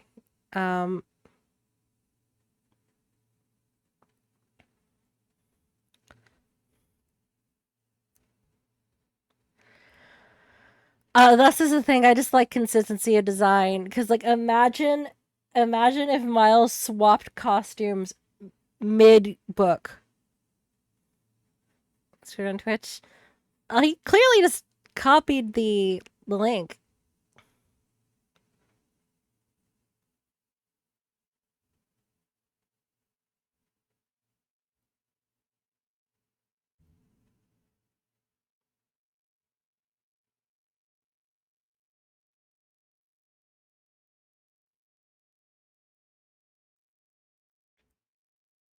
Plus, it would be a great opportunity for more artists to leave a lasting mark on the character's visuals if they're allowed to branch out from doing more than just these same 2 designs over and over. So I'd like to pose this question to you. If you could design a brand new Venom logo Carnage for a new America. host, whether it be an old character or an original one, Carnage how would it USA, look? sorry. Tell me about it in the comments, or if you have the means to draw it yourself, send it to my socials because I want to see what you guys come up with. Just no AI crap, that'll take the fun out of it. Be creative, come up with something new that we've never seen before. I want to see it. As much as he'll always take priority as far as hosts go, and he is my favorite one, Venom is never going to just be only Eddie. The concept of venomizing other characters has been around since the very beginning, and it's simply too cool to put down. I'm fine with other people being Venom if it's not written like crap! Sorry.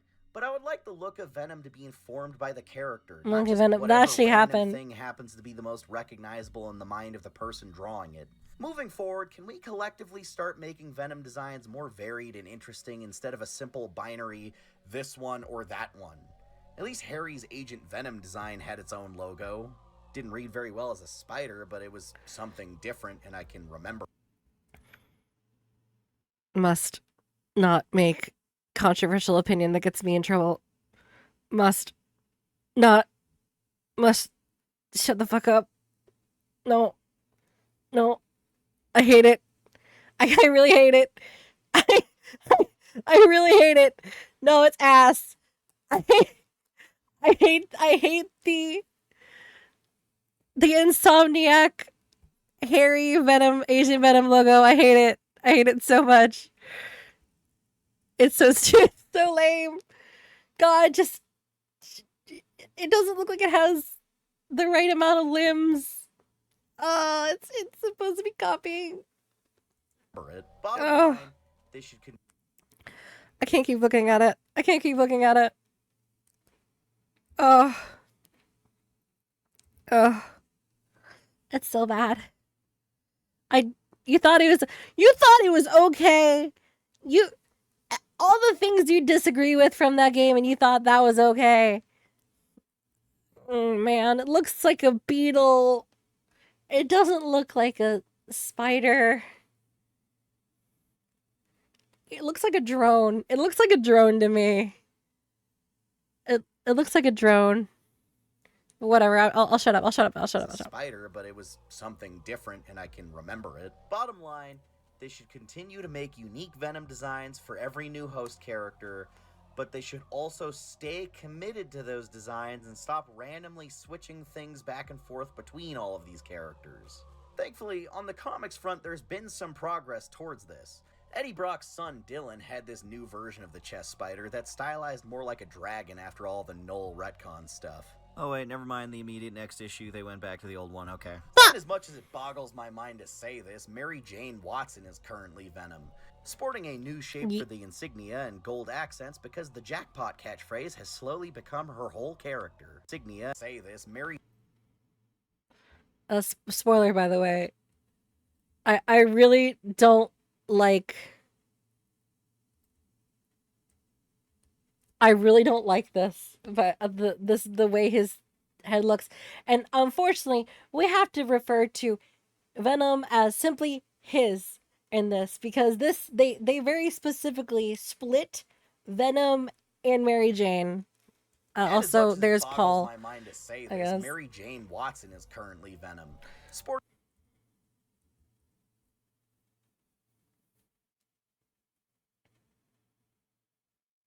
We're not friends, Paul. Sporting a new shape for the insignia and gold accents because the jackpot catchphrase has slowly become her whole character. I like this drawing though. I actually do like this drawing because like giving Venom agency, like it's like, oh man, I gotta be attached to this stupid idiot. Fuck.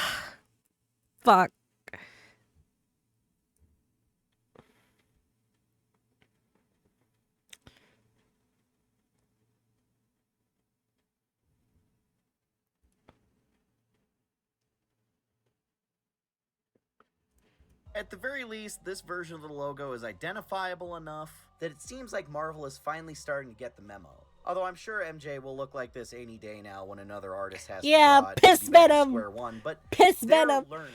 Hey, can we stop drawing the damn toes on him all the time? I hate it. But that's a separate issue. Quick, which person is Venom in this panel? You're wrong, it's Anne! What? What?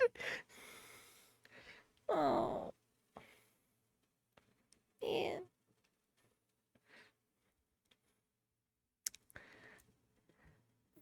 Venom! Gotta drink that venom! Venom!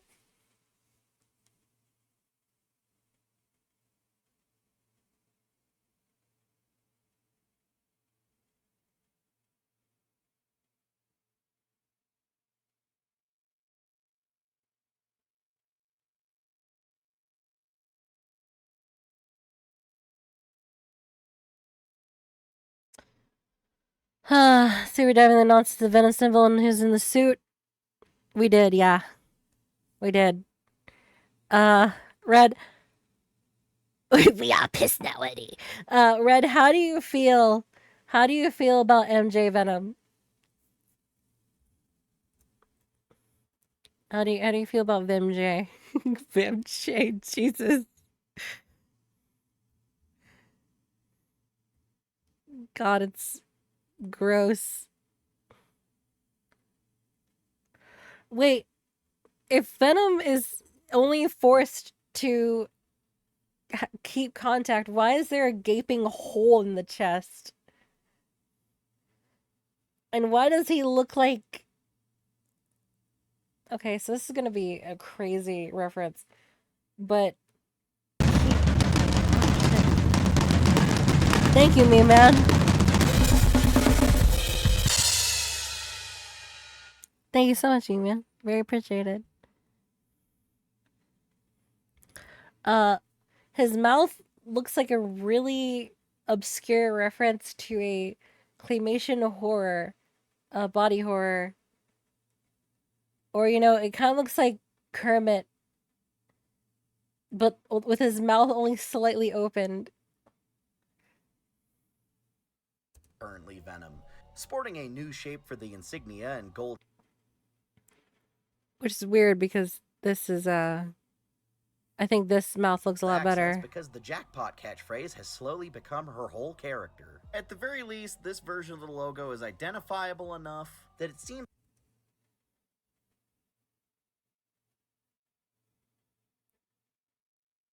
Venom symbiote. Venom the thought. Why was the dodo sound crunchy? I don't know. We need. Yes, I know Venom did have sharp teeth in the first go, but we need to completely move away from friggin' stream elements at this point.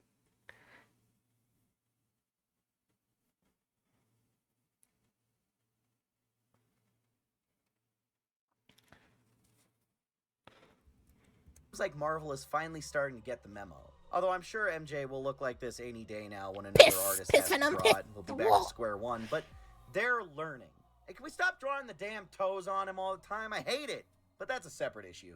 Quick, which person is Venom in this panel? You're wrong, it's Anne!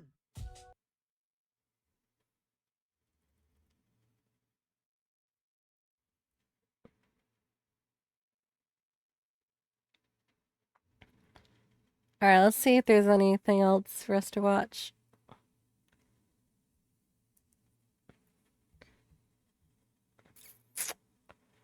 Do-do-do. Do-do-do-do-do-do-do.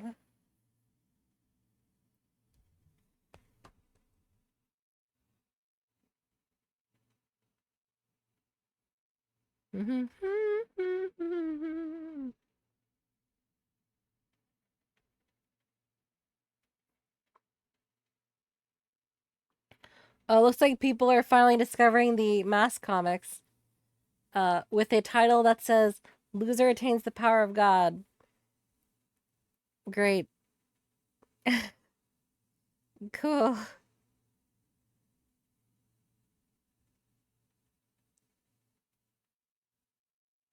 Thank you. Very cool. Oh, wow.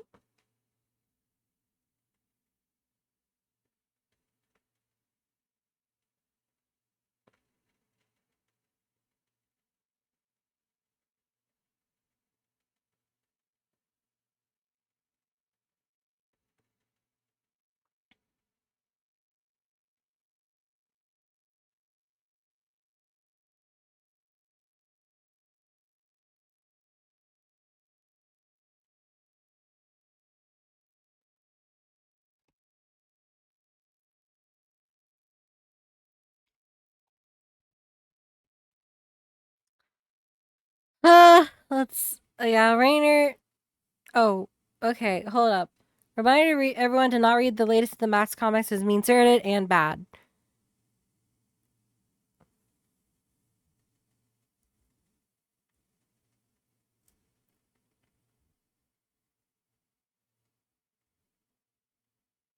Internet horror isn't scary. Once was a boy. He was a normal, happy boy. But then something dark happened. Something bad. He was killed in a graphic way. His hair turned white like... Alright, this is pretty good. This is a pretty good intro. I think we're gonna end off with this. I think we're gonna end off with this one. Active. Hopefully this is, let's do a little.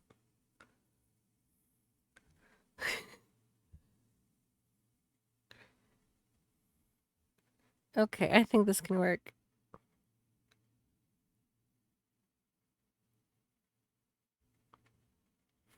Are you ready? Are you ready? Are you ready? Yeah, you're ready.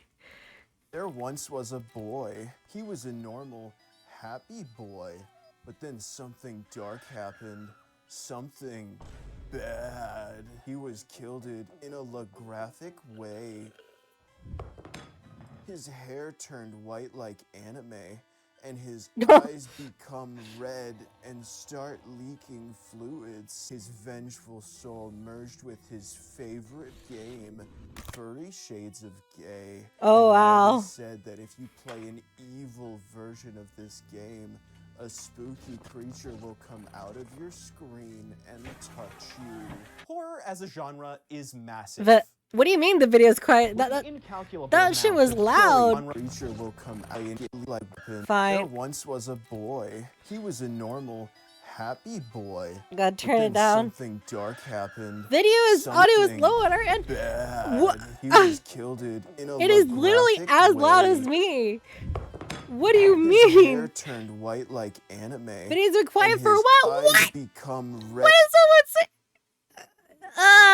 Man.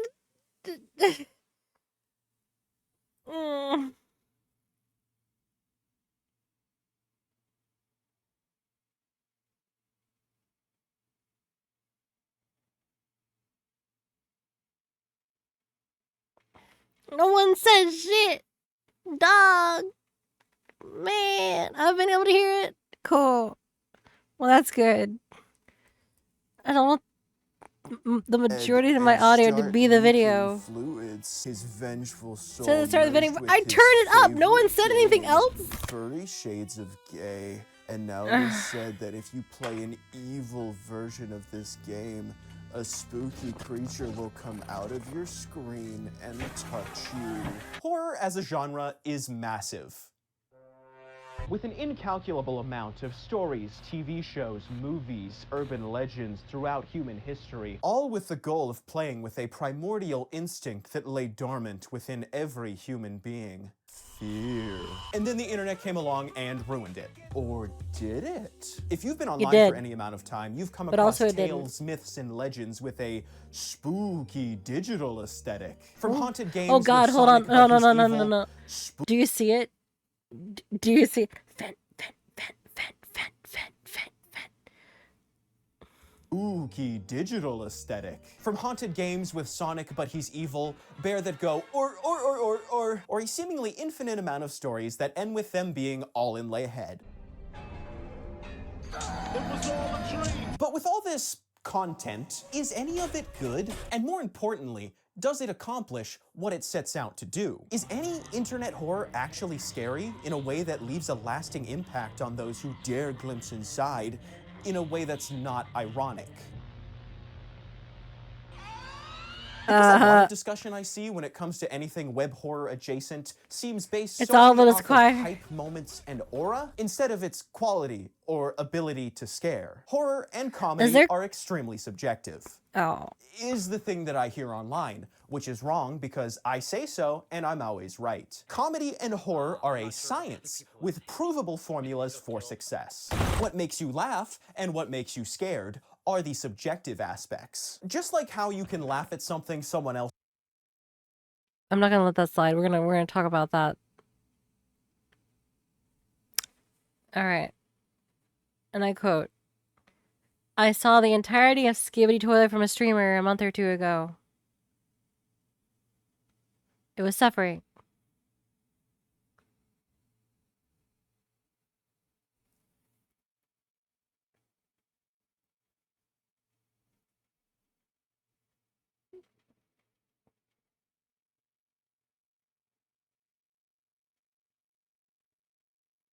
So, why did you watch it? Like, why did you watch that stream?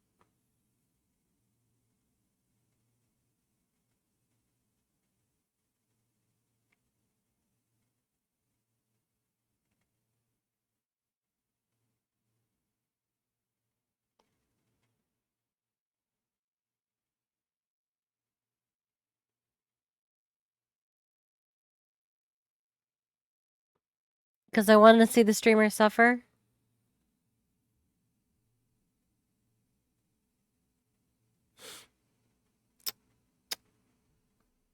Okay. Doesn't find funny, you can be scared by something that someone else finds mundane. Shouting, penis, isn't a joke, but it can make you laugh. In the same way that a jump scare will make you flinch. Touch the androids' cheeks.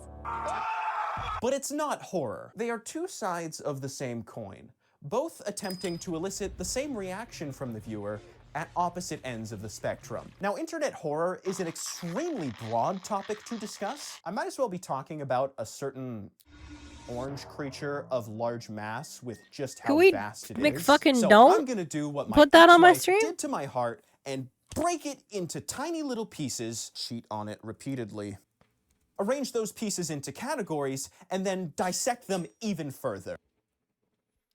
Great. Loving promise giving to us fast to go for the short same bar pass is really weird to me. Trying to have more joke. No, now it's gonna be Michael Bay directed. There is a lot of overlap within the different genres of internet horror, sharing similar stories, writing conventions, characters, tropes, themes, etc., etc. And I can't cover it all because I'm just one man with a broken cloning machine. But I hope that by analyzing the specifics, it helps me convey exactly why I believe that the vast majority of internet horror isn't scary.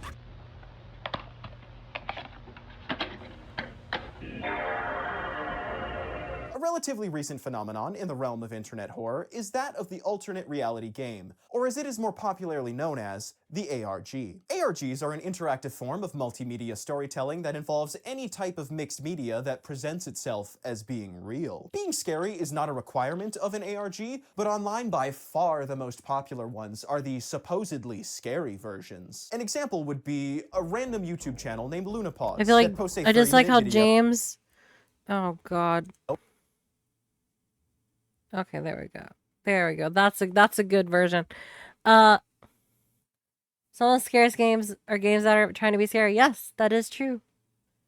That is very true. Just like a James winning in the background, yeah, it does feel insulting.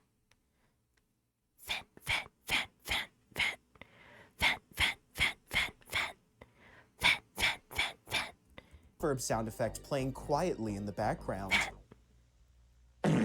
That when analyzed through a spectrograph gives the link to a website, lunapause.gov, that details government plans to use Luna toes as a form of mass mind control on the population by inputting a code on the website found in the comments of the 30-second I can't even tell if this is not real. Lunapause hater.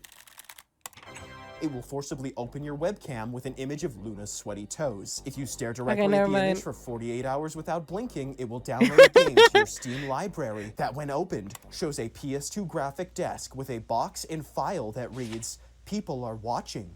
just open box. Blah, blah, blah, blah, blah. And the ending, say it with me, Oh. is all in lay head. ARGs Okay, allow this is for an getting a amount little of bit immersion in horror boring. media that is difficult to achieve through standard storytelling. Because it requires you to actually It's getting a do little the bit work bad to in delve faith. deeper They're getting a into little the story. bad faith. Horror and puzzle-solving mysteries fit very nicely together because the unknown is what gives both their intrigue. And when you are the one that has to solve the mysteries, it feels as though the story of the ARG is happening to you, or rather to the YouTuber whose video essay you're watching. But a massive amount of recent ARGs seem to misunderstand exactly what makes something scary, or even an ARG. I need to bring attention to a specific letter in the acronym, the G. Game. For an ARG to be an ARG, it needs to be interactive at some level. I can offer you an edge. You have no chance of gooning. That, I'm scared, SCPs, creepy Minecraft videos, haunted Gmod maps, children watching. A spooky, mysterious thing does not an ARG make. A lot of these fall into the realm of unfiction, which is just a fictional thing that presents itself as being real. What makes a good alternate reality game unsettling? I do enjoy myself a little bit of unfiction in my time. I do, in fact, enjoy myself a smidgen of a unfiction. It's a good flavor. It takes place somewhat in our reality. Some so much so that it legitimately bleeds into our real world. Indie Game Inscription has an interactive game-within-a-game narrative that, in order to be decoded, required following a set of coordinates into the middle of the woods and digging up a floppy disk in order to help the community solve the puzzle. But subpar ARGs neglect this in favor of telling a narrative with easy, predictable puzzles in order to increase their likelihood of being covered by a YouTuber. Hello Neighbor is a horror game. No, but what it's it is not. most known for is the Twitter manager begging Matt Pat to do a game theory on their terrible game. And it's not an ARG, but its multiplayer sequel, Secret Neighbor, has one. And it is an example of a bad ARG, because the puzzles suck. Puzzle me. And there's nothing scary. Matt Pat, oh Matt Pat, I'm hello neighboring, I'm hello neighboring. And your reward for doing the work is the chance to play an alpha build of the, at the time, newest game in the Hello Neighbor franchise. When partaking in a modern ARG, you can expect the following. A popular children's franchise, but it's evil. Random jump scares for no reason. Normal images stretched with the Photoshop liquefy tool with their hue shifted red. Hey now, A popular children's franchise, but it's evil. Random jump scares. Ooh, we don't need to be shitting on Shipwrecked. We don't need to be shitting on Shipwrecked. That was a good ARG. That was a good one. Come on. Scares for no reason. Normal images stretched with the Photoshop liquefy tool with their hue shifted red. Carmilla, I require gabagool. Text, but it's evil text. Le friendly character is the bad guy. Le evil corporation is the bad guy. Le video game that one is true. That is true. Is haunted. Le video game takes place all in le head. Tropes exist for a reason, and before you visit the 2000s era website with the flashing download button that says, "Do not download." For a game story of a broken man. MyHouse.wad is first and foremost a story of a broken man. Documenting his descent into madness. There you go. through the Finally perspective of getting him some developing good. and finishing a Doom 2 map mod that was made with his childhood friend. The titular MyHouse.wad. I remember playing through. This is so good. The story is believable. This is it's incredible. Just the developer documenting his progress in the map's This was development. and his genuinely feelings and emotions incredible. towards his deceased friend and the mod the two of them worked on when they were children. And just as you think you may understand what's going on, you don't. And then you get jump scared by a Shrek PNG. Oh, hello there. The Shrek And its PNG terror actually was lies within its actually lack good. of knowledge. We don't know where the author's madness stems from. Is it supernatural? Hallucinations? a manifestation of grief? Well, the answer is it's not real. But even if just for a moment, we could believe that it was. ARGs can be unsettling, immersive, and tell an interesting story, but only if the creator cares. But more importantly, if the creator understands restraint. But if the ARG exists only to tell a never-ending story, with clues that lead nowhere but more clues, and those clues leave us with unsatisfying, predictable answers, with every bit of lore and story delivered in the same unimaginative, derivative format, then it is not good or scary. It is Five Nights at Freddy's.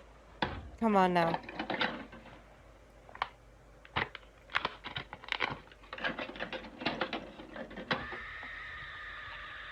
If you have seen anything relating to horror that is originated online, odds are that it is most likely inspired by or completely ripped off from a creepypasta. Well, the pasta is indeed a little bit... the dog, Ted. Creepypasta is a portmanteau of the...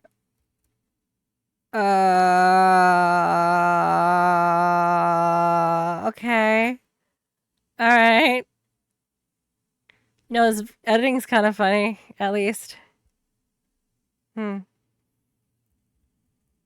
real-world normal word creepy and the 4chan stupid nonsense word copypasta. Copypasta is just a funny bit of text that gets reposted to other places on the internet. Some examples being, "So guys, we did it. Just hit my dog going 70 miles an hour in my truck." Or the classic, "Hey guys, did you know that in terms of a creepypasta is just a copypasta, but spooky? Get it? Got it?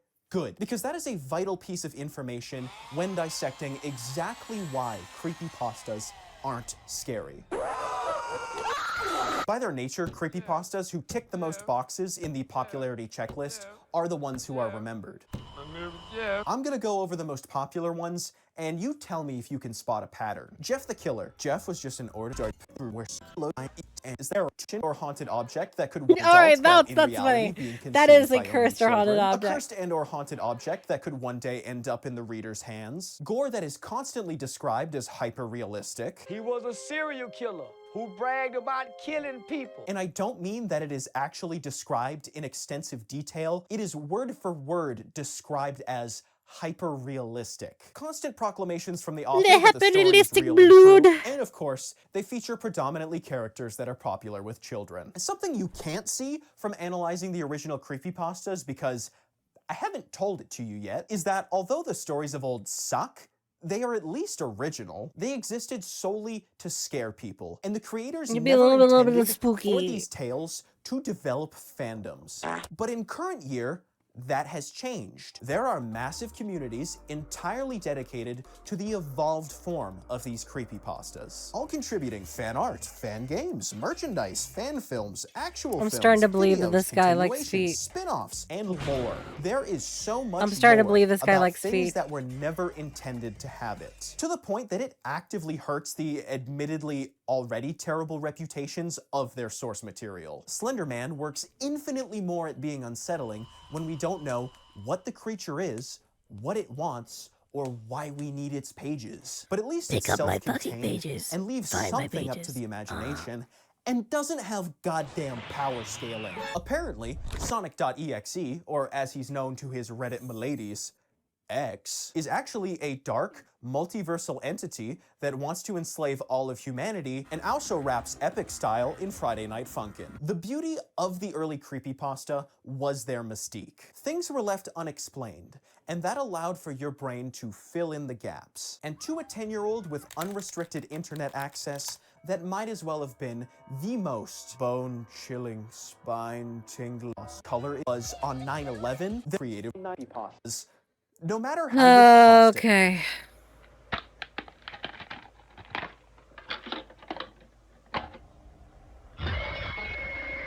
Mascot horror began in 2014 with the birth of a little indie underground game. The only time Slender was cool was Nights that at silly Freddy's. And at the scammy time, it $20 was phone. actually indie, underground, and innovative. All right, so we have a little bit of context. We got a little kind of context from Anorak. The original Sonic.exe, yeah, it sucks. It sucked. And it was made by Creep. And it needed to be remade if it had any chance of surviving.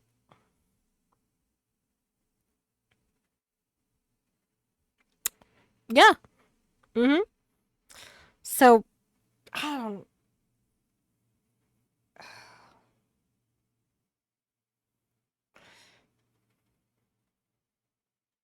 don't know, man. This is okay. Generally, those wondering, looks like we're getting. I know it was made in 2011, but compare the original Sonic DX game to the one we listening. If they like, there are 18 different Sonic DX Sonics. Freddy Freaker is the original Spooky. It's generally better. Let's get back to it. It was atmospheric, the gameplay was unique, the lore coherent, and more importantly, was scary. Not because of the jump scares; those get old after about 5 milliseconds. It was the tensity, the anxiety. It understood how to manage tone. The unease created by the animatronics just standing there, you alone with your thoughts in a. This actually gives me a good time to talk about something. So remember when we did our little play of FNAF 1? And it was using my head. It used my head like wah. So apparently FNAF 1 bases its ticks on the frame rate of your computer.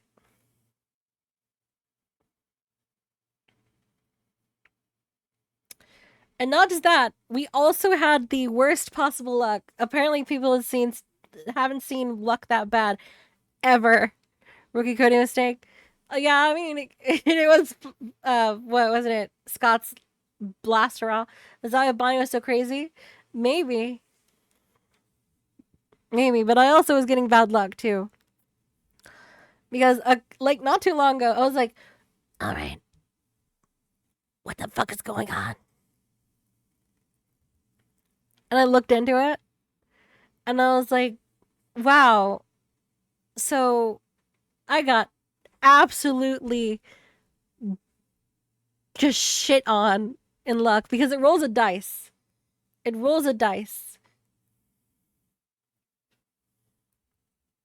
Dingy, rundown. And if the office, dice hits a certain number, of the fan on the desk to keep you company. yeah, I got You're shafted. Completely powerless to stop the animatronics. You can only slow them down long enough to hopefully survive to the next night, which juxtaposes greatly with the silliness, like the posters on the walls or clicking Freddy's nose and hearing it go.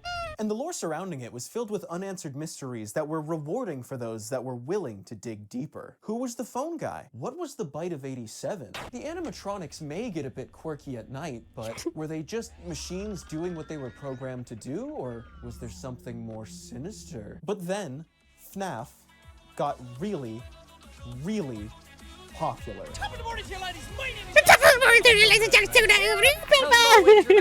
Welcome. Hello, everyone. It's Game Theory. Oh god. We have those original questions from FNAF FNAF god, 1 answered. They're just not satisfying, and have led to more questions with more answers that are even less satisfying. And all of that is what has led to the mascot horror slop hellscape we now exist. No, which one is Skimmy and Skimmy Boo? Huggy Wuggy. The basic premise is about as simple as can be. What if thing designed for children was actually scary? And in theory, this simplicity should allow for designed for children. Screw my mom was fun happy place. Was actually scary. And in theory, this simplicity should allow for infinite creativity. But in reality, it allows for an infinite amount of ways to remix the same 5 elements with a different branded mascot that can be turned into plushies and sold at Hot Topic. In a quest to create the next hit game that Queso will play on stream, mascot horrors have adopted the practice of taking inspiration from the last big horror game thing, taking out all the elements in the development process that may be considered difficult, and pushing it out the door as fast as possible. Leaving behind a complicated web of lore that only MatPat Game Theory and children that are too young to read care about, gameplay that is bare bones and basic, and all elements of horror and atmosphere replaced by jump scares. And they've been so overdone and amalgamated and redone and repurposed over the years. Oh, you know, that just reminded me, is Dark Descent even done?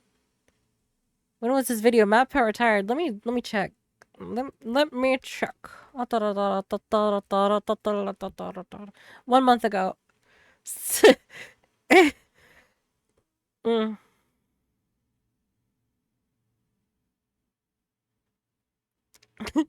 Look, this comment has been better than the video so far. It says, I hate when there's genuinely an effective moss design, but it's called something like Wimblow McClugus, so you can't bring it up anywhere else. So you have Freon.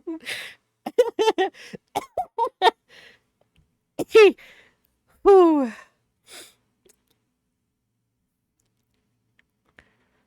So, okay, so this video isn't necessarily bad. I have some thoughts about this video. All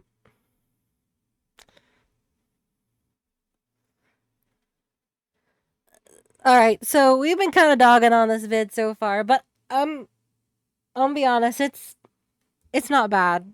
It's not a bad video. I think there is a little bit of dude chill in it. However, the stuff he's saying is true. It is very true.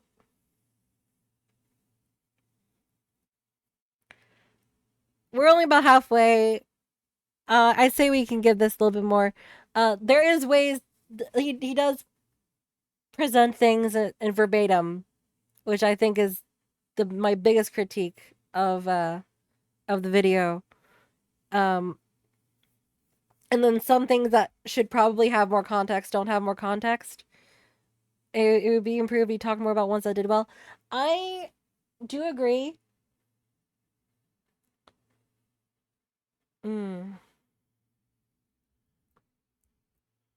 No, he's stupid. I will punch his face.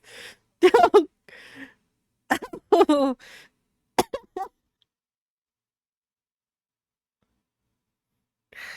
Shin is going to grab.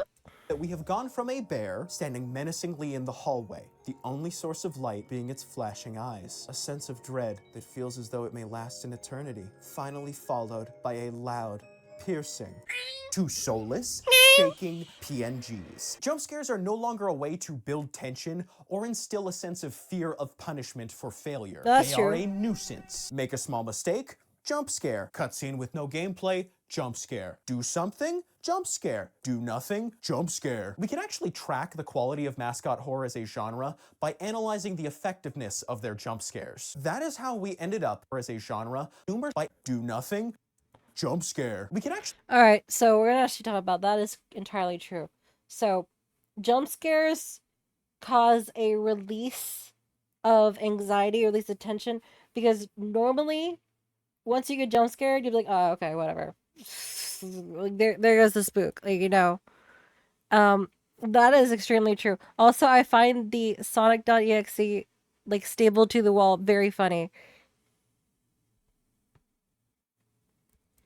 track the quality of mascot horror as a genre by analyzing the effectiveness of their jump scares. That is how we ended up with the Zoomer Slop abomination that is Garten of Ban Ban.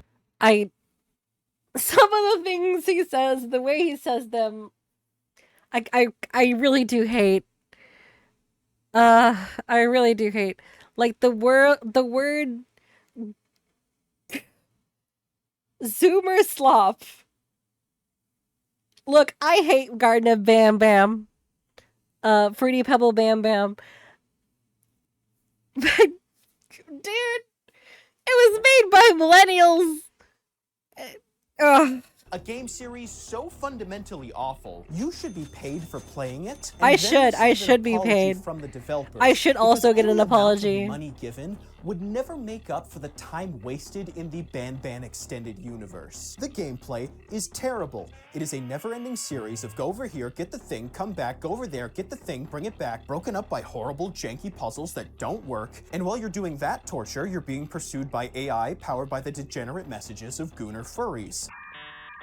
And that spaghetti code is wearing the skin of possibly the worst character designs I've ever seen. We had Jumbo Josh, Jumbo Josh, Snow Celine, Bang Bang, Nyam Nyam Sting Nyam, of Flea, Bang Bangina, Yummy, Opinaboo. And you will notice that they all have the Scary exact Boo. same textures as DeviantArt Fetish animations, as well as the same quality voice acting as DeviantArt Fetish animations. Now, we wait. At horror game, you are constantly jump scared, and they all look like this. And since you're probably a normal human being, you're probably thinking, Garden of Banban is a joke. It's making fun of how bad most of the games in the mascot horror No, genre I don't think it are, and is. is I don't think it's a satirizing the joke. common tropes they use. Nope, because at the moment, there are 7 games that cost real money to play, and with how little effort goes into them and how Christ, popular bro. they are, I doubt there is any chance of them slowing down. Give it 2 years and we will be on Garden of Banban 87, Banban's Allegations. Mascot horror is an interesting paradox because Okay. it appears that the less effort you put into As long as creating it's not your even able to game, be bought. the more you will be rewarded. You can have bad mascots, no horror, and no game, but it will still be That's funny. Have you heard Varg's song about Bam Bam? No. For even seeing the game, was it still accurate? No, the thing is that these games are not jokes. They're legit not jokes. They're made to make money, and that is why they're made. a Steam bestseller and have 10 billion views on YouTube because the children will just not stop consuming the slop. There is good mascot horror to be found Yeah, if Nickel you Park. look hard enough. But why would anyone make it when no matter what you do, 5-year-olds will And not Tattletale. play your game and instead watch a YouTuber explain the story and then go on to claim that it is the greatest game in the history of civilization.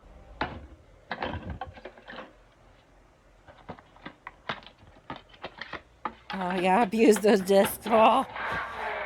Alright, here's one we got a lot of experience with. Analog horror is the current buzzword that has infected every aspect of internet horror. Not These quite. things are everywhere. Analog horror is essentially the internet's version of the found footage film. Which, for the 10-year-olds watching, was a type of narrative device used back in the olden days, the early 2000s, which features something being recorded on a camera, with the premise being that the camera itself, or the data stored within it, were lost to something, and the footage you were watching was that data It's a gooner. stored within Oh, it's a gooner ghost. Ah! Anyway.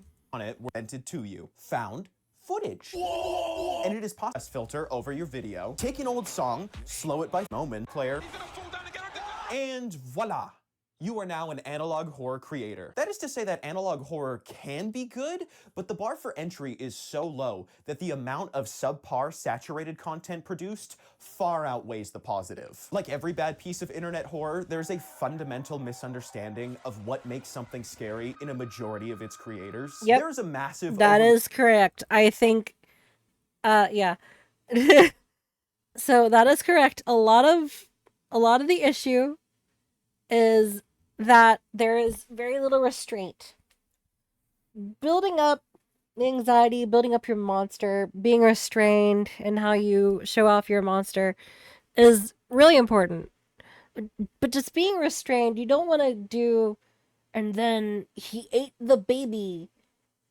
He ate the babies and then vomited the babies into the babies and exploded the babies because, and then he painted this.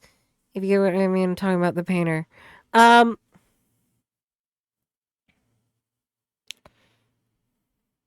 would Lovecraft say about FNAF? He would probably be freaked out about it. He'd probably be like, oh my god! Oh! The English people! Ah! Mathematics! Oh! Oh my god!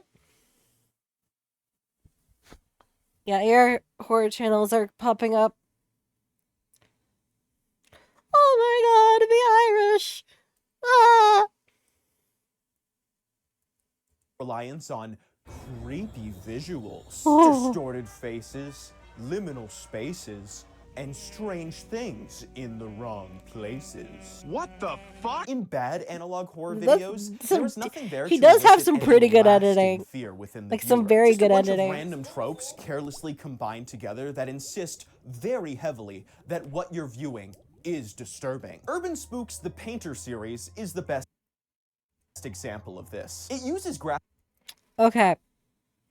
I'm a little worried we're gonna get this VOD in trouble, so I guess if you're watching, you might want to watch now and keep watching, because odds are we're not getting this VOD back.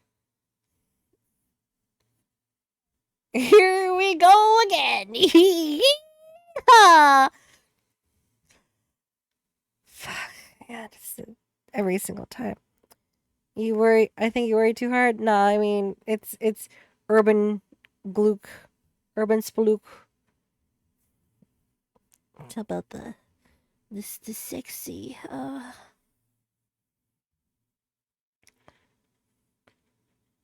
Lovecraft, yeah, Lovecraft loved his cat. Graphic violence and disturbing imagery as a way Probably of the only eliciting thing he fear actually to cruelly such loved. an insane degree that it becomes comical. The series consists of a bunch of supposed VHS tapes found in the basement of the uploader's apartment complex. It documents the police's search into a pair of serial killers that murder their victims in very epic and edgy ways, showcasing their murders through a series of very scary paintings created by the painters. The videos are essentially a PowerPoint presentation with white text on a black background describing the crime scenes left behind by the painters. And at every one, a painting is left behind, commemorating their very scary and edgy acts. Since we're all gonna die, there's one more secret I feel I have to share with you. I did not care for Urban Spook. What? Did not Oh, care for thank the God. animal You know horror what? series known as Urban Spook. How can you even say that? You know what? I think this guy might be all right. I think this guy might be all right. Dad, the creator makes all the paintings himself, even 3D models. I acknowledge that. Very talented. Don't care. It insists upon itself. The painter's body This counts is are very in the good. hundreds. Every crime scene is coated in gallons of blood and other bodily fluids. Oh, the victims boy. are tortured and their bodies are left in increasingly absurd levels of disfigurement, so much so that they have power crept their brutality to Looney Tunes levels of violence. Your serial killer stabbed the victim a couple times? Well, my serial killer stabbed them 487 times, and in 4 of the wounds, there were bodily fluids. Your serial killer strangled someone? Well, mine encased a man in wax, and also cut his eyelids and arms off. And also, in the wax, there was someone's arm, and we don't know whose arm it was. Hey, look, Morty! I'm a leg! Your serial killers don't get caught by the police? Well, my killers killed 3 people in their car, and when the police show up, they're still there. And one of the victims is tied to a tree with their arms and legs cut off, and they're still alive. And when the police go back to their car, the killers have left a painting for them. You're gonna want to get down here and see this. Actual Scooby-Doo scenarios. No, It's come so on. self-in- Scooby-Doo has more realistic scenarios than fucking Urban Spook. Man. Also, Bugs Bunny in the Fear Breaker is so good. So I would be honest, they had us in the first half, not gonna lie. But yeah, this guy talking pretty good. This guy knows his shit. He's spitting facts. The way he brings stuff up has been abrasive, and I think that's part of the whole thing, you know, because ironically, you can get your point across to more people if you make certain people angry. And I think he should go into a little bit more detail in some things and a little less detail in others, because he kind of just described what creepypastas are.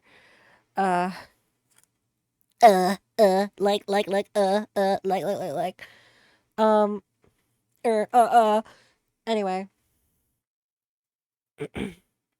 Enough self-flagellation.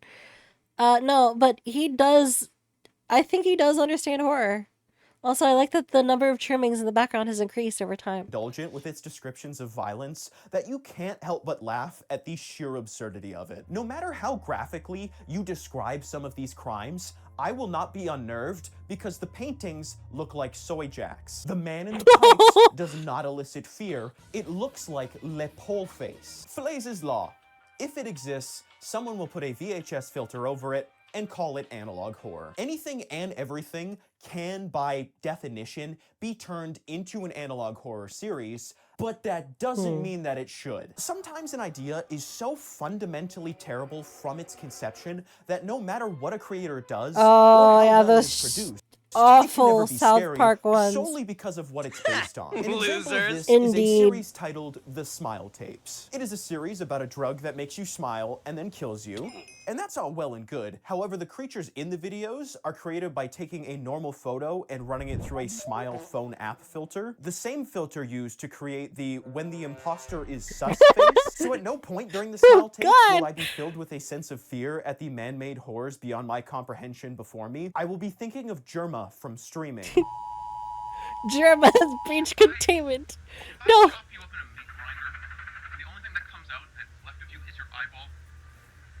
You're probably dead.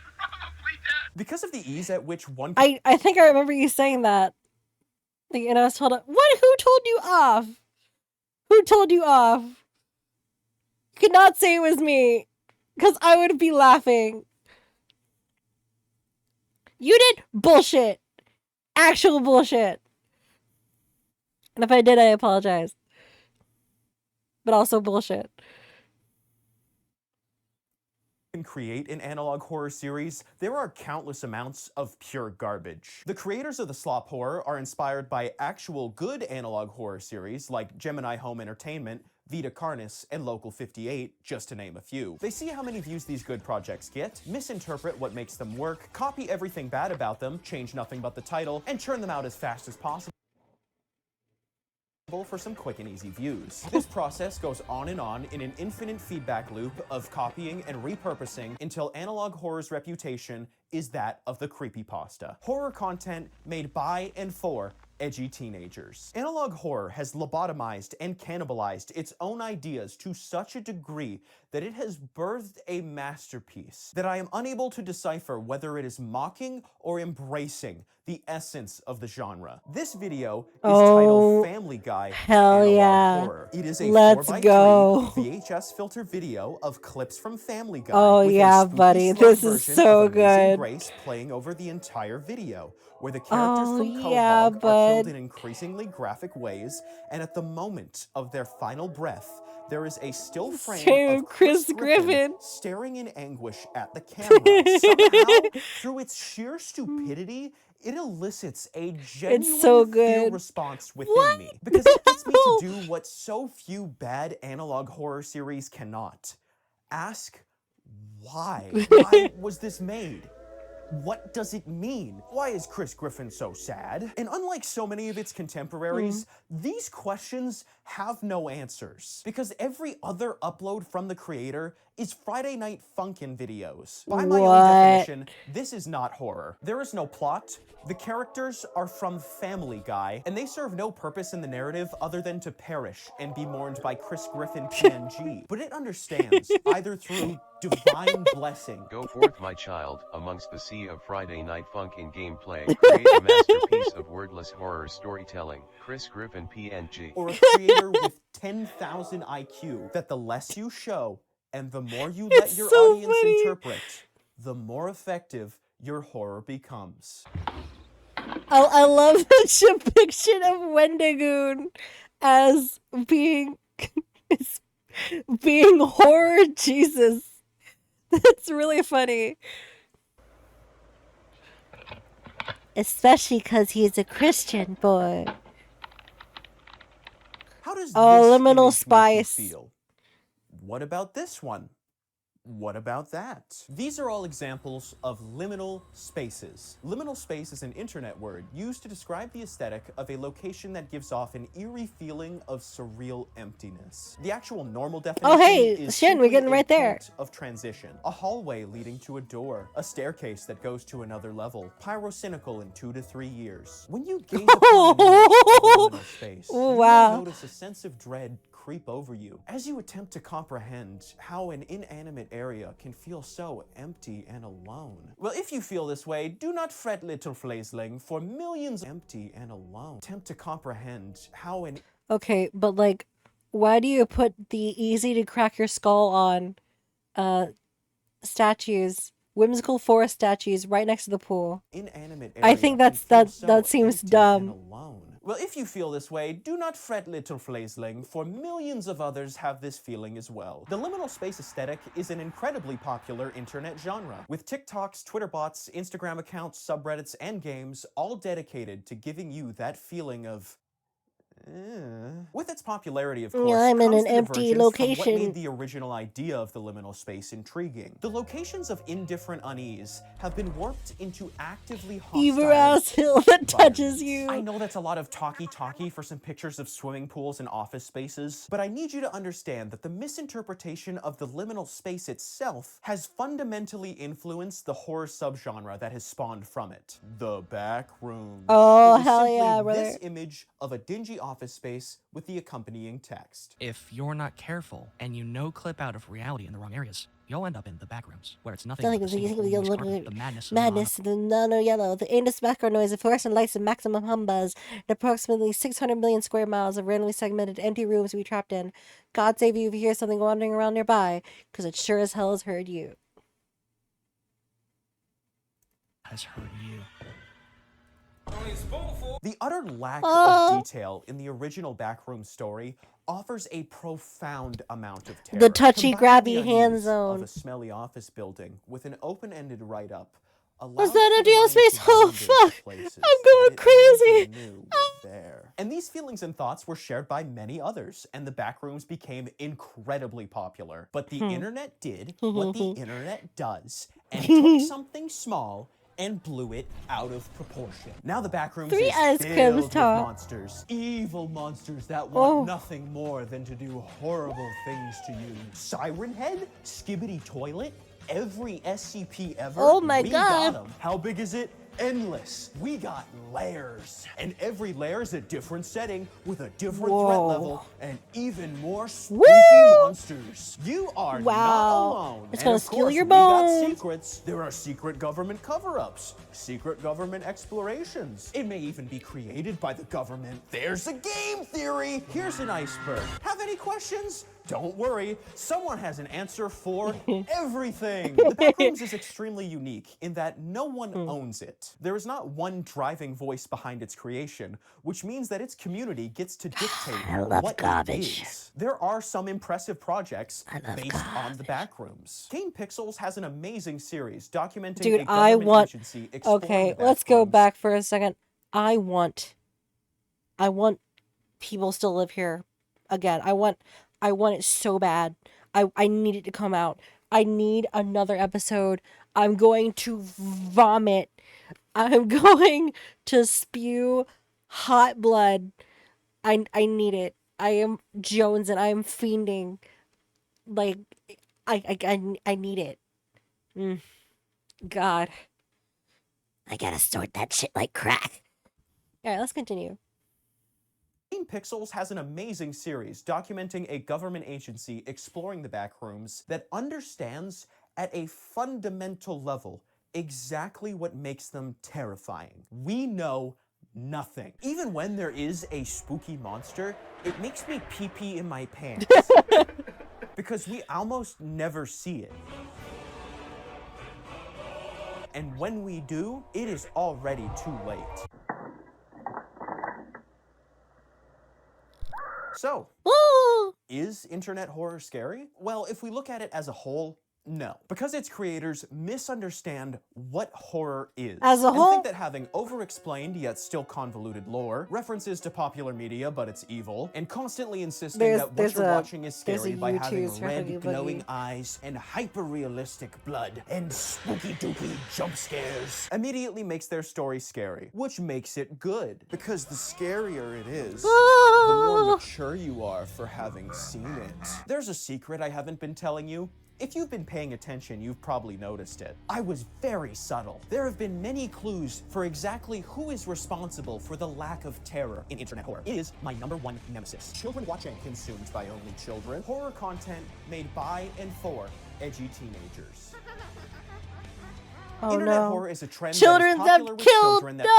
think it's mature to like spooky media, which No! is totally fine until they start trying to create it. A good piece of horror will get popular, damn and the it. children will rush to it for a whole The litany of chitlins. reasons, either to The use it to chitlins. get popular themselves, because they Oh. genuinely enjoy it, or because they find it ooh so spooky and want to scare their friends at school. No matter the reason, the end result is the same. The market is flooded with low-quality content, and the niche is oversaturated I until missed it all dies, having my and then they scared- move I'm on to the scared. next big horror thing to repeat the entire process. At one point, it was creepypastas, then mascot horror, then ARGs, then analog horror, then liminal spaces. Eventually, they will move on to something else, and the cycle will repeat until the universe ends. Shit it in my pants.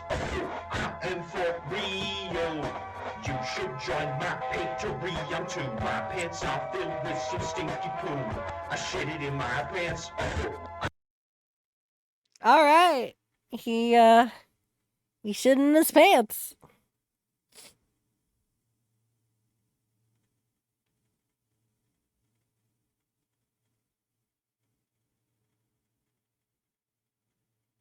Yeah. I kind of don't want to end off on that. So good video. Actually good video. I think there are parts that could have had more added to it. I think there are parts that could have had a little bit more taken away.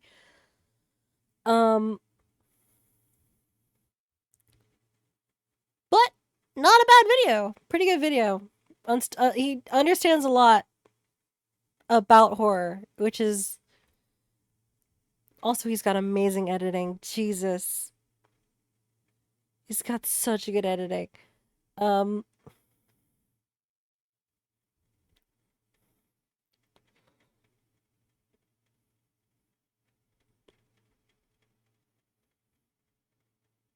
All right. Let's finish up with one more thing. Let's see if we can find one more thing.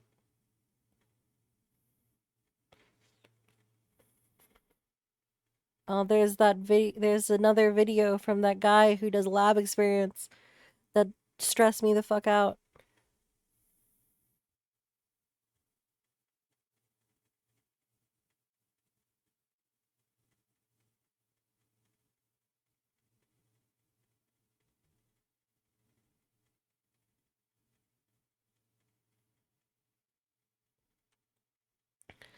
Oh, you know what?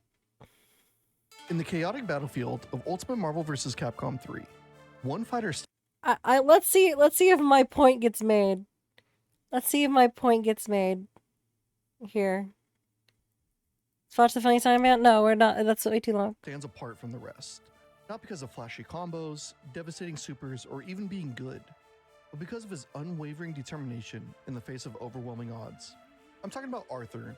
The character, spam much like in his man. original games, faces a seemingly impossible journey filled with constant death and frustration. Yet Get somehow, this in the man hands out of dedicated my players, video game. Arthur manages to achieve the impossible. But what makes him so bad, and how are these players finding success with him? Get this motherfucker out of my game. To understand Arthur's place in Marvel 3, we've a seemingly impossible journey. Get this filled with rat constant death and frustration. out of my Yet video somehow, game. in the hands of dedicated players, Arthur Look at all that manages to health achieve go the away. impossible. But what makes him so bad, and how are these players finding success with him? To understand Arthur's place in Marvel Oh 3, my god. we first need to acknowledge the harsh reality. He's fighting an uphill battle from the start. while other characters are teleporting across the screen, flying through the air with 8-way dashes, or extending combos with wave dash cancels. Arthur walks. That's right. In a game defined by its frantic pace and mobility options, Arthur lacks the fundamental ability to dash, either on the ground or in the air. He's This immediately too puts him at a faithfully made. disadvantage when facing the lightning quick offense of characters like Wolverine, Zero, or Magneto. To make matters worse, his jump arc is painfully predictable. That might as well be a neon sign saying "hit me" to any competent player. This limited mobility means Arthur struggles to approach opponents, escape pressure, or even safely position himself on the screen. One of his defining features is his golden armor, which provides him with enhanced projectiles and better defense. The But when chip that is armor crazy. breaks, or when its duration expires, Arthur doesn't just lose his buffs. He enters loses. a hard Yeah, knockdown state, completely vulnerable to incoming attacks. And to add insult to injury, he's now fighting in his boxers, taking 30% more damage from all sources. He deserves it. But surely He deserves it. He actually deserves it. This is...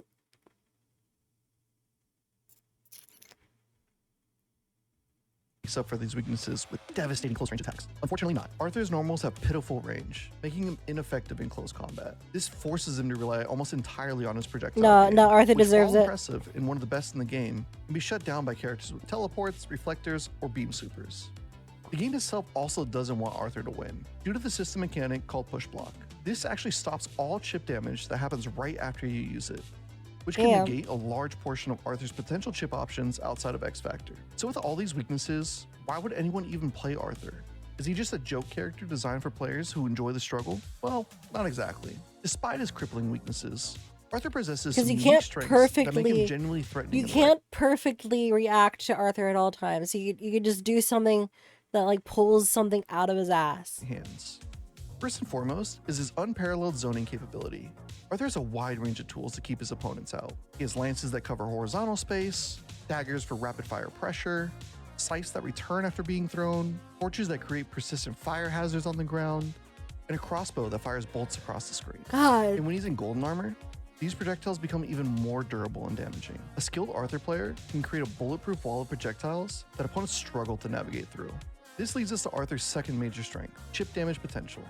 Most fighting games limit the damage players can inflict when their attacks are blocked, but Marvel 3 allows for significant chip damage, especially Oh when yeah, X look at Factor's that! Look at that activated. shit! An Arthur Look at player who that! activates golden armor Look at and X it! Factor simultaneously can force opponents into a nightmare scenario where blocking still leads to Look, substantial look health at all loss. that Even the damage. most defensive players will eventually have to make a move, usually right into one of Arthur's other projectiles. God, it's Even his massive. infinites It's spawn it's X so Factor and much golden armor, damage. making him a solid anchor to a team.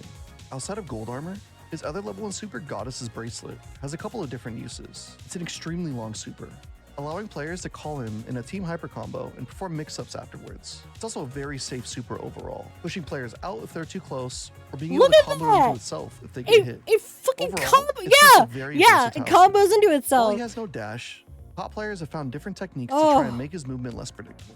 One of the main ones is using his jumping S attack. This immediately stops all of his upward movement and he comes slamming down with his lance. This allows you to also cancel into other projectiles, or stay close to the ground for an instant overhead attack. Combined with his double jump, you become extremely tricky with his aerial. Oh, it's so AIDS. Finally, and arguably most importantly, It's so Arthur AIDS. brings valuable assist options to any team. His dagger toss assist provides multi-hit projectiles that control space and extend Oh my combos, God. while his golden armor DHC I'm allows P- teammates I'm to safely PTSD tag -ing. out and reset the neutral game.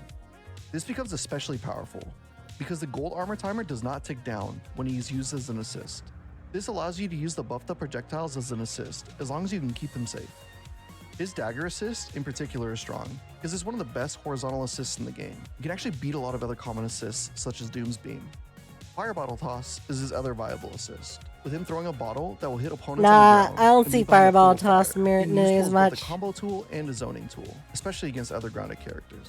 So have these strengths been enough to make Arthur viable in competitive play? The answer is honestly yes, thanks largely to the dedication of a few people. Paradigm, honestly one of the most innovative players in the And you know Marvel what? community, achieved You know what? I'm giving Arthur some shit, but like I'll take Arthur over another Phoenix, over like Jean Grey Phoenix. I'll take Arthur any day. It's not even close. It's the gap is so wide. Phoenix is so toxic. It's so lame. Remarkable top 8 finish at EVO 2016 with the team using Arthur. His patient zoning, his assist calls, and strategic use of X Factor demonstrated that Arthur could indeed hang with the top tiers when played optimally. That was a Kinderparty sick combo. Let's go back. Hold on. Achieved a remarkable top 8 finish at EVO 2016 with the team using Arthur. His patient zoning, his assist calls, and strategic use of X such a Factor good combo. demonstrated This is that so Arthur cool. could indeed hang with the top tiers when played optimally. Kinderparty is an older Damn, player that was a in the good scene combo. who has done well against some of the best in the game, including Justin Long.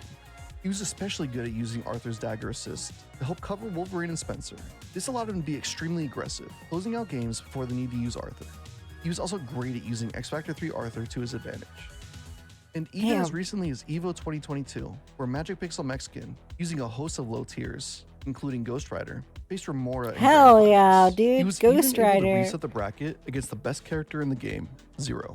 Arthur was a main focal point in allowing him to do that. He starts out strong with a hit with Ghost Rider that allows him to DHC in a Goddess Bracelet.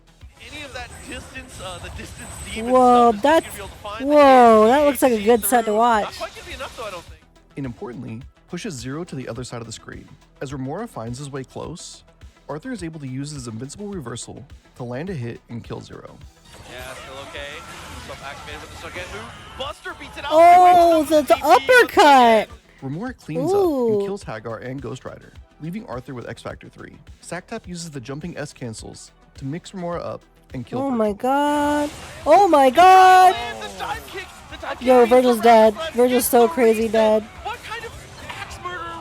Remora knows that Arthur That's can't so move and has cool. struggles, so he immediately flies into the air as Doom. But as he falls, he gets clipped with a stray projectile, allowing magic to convert into a okay. win. We're coming out, but it's not gonna matter. We're gonna go into the super, takes the kill, and the first game to Magic Pixel Mexican. They trade games back and forth, and to keep his hopes alive, Magic Pixel Mexican has to lean hard on Arthur. He starts off with a countercall assist on Doom, stopping the missiles from coming out. As Remora tries to call Doom again, Sacktap countercalls yet again with Arthur. That's This time crazy. able to clip both characters, but barely isn't able to convert. With a Hagar assist call, he gets a combo See, in gold armor for Arthur. You know who's not in this match? Phoenix. As in Jean Grey. Allowing his team to be at full potential. So lucky only gets one. So Remora lives to fight another Oh! day here, even though Zero will not. The soul's been reaped, my brother. It's not long before the daggers get to work, blowing through Doom's projectiles, letting Hagar get in close. With this pressure, Hagar gets a command grab. Oh with my Arthur follow-up to get a full god. Oh my god, Virgil command grab. Command throw.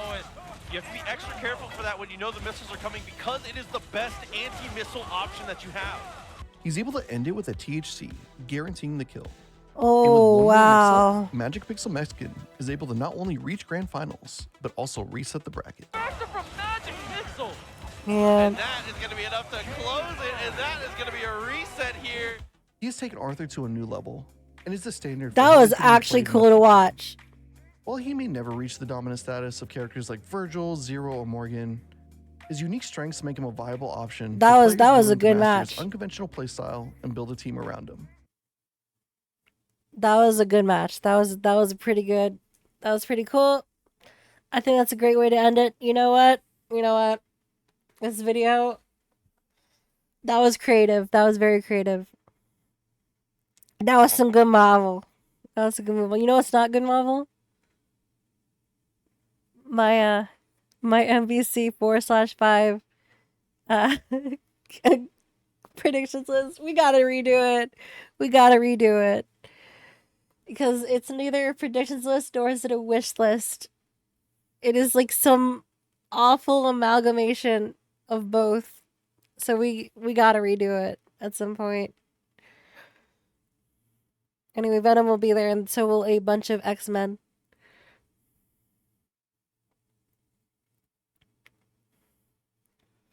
Say it inspires so much.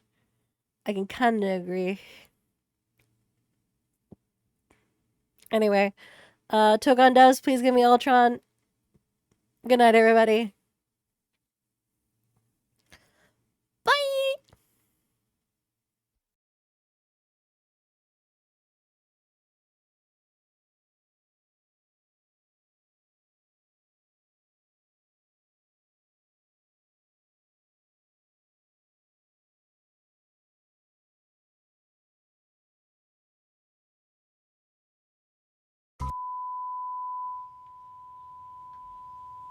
That's it? That's the last episode? That was just a bunch of cheap walk cycles! What a rip!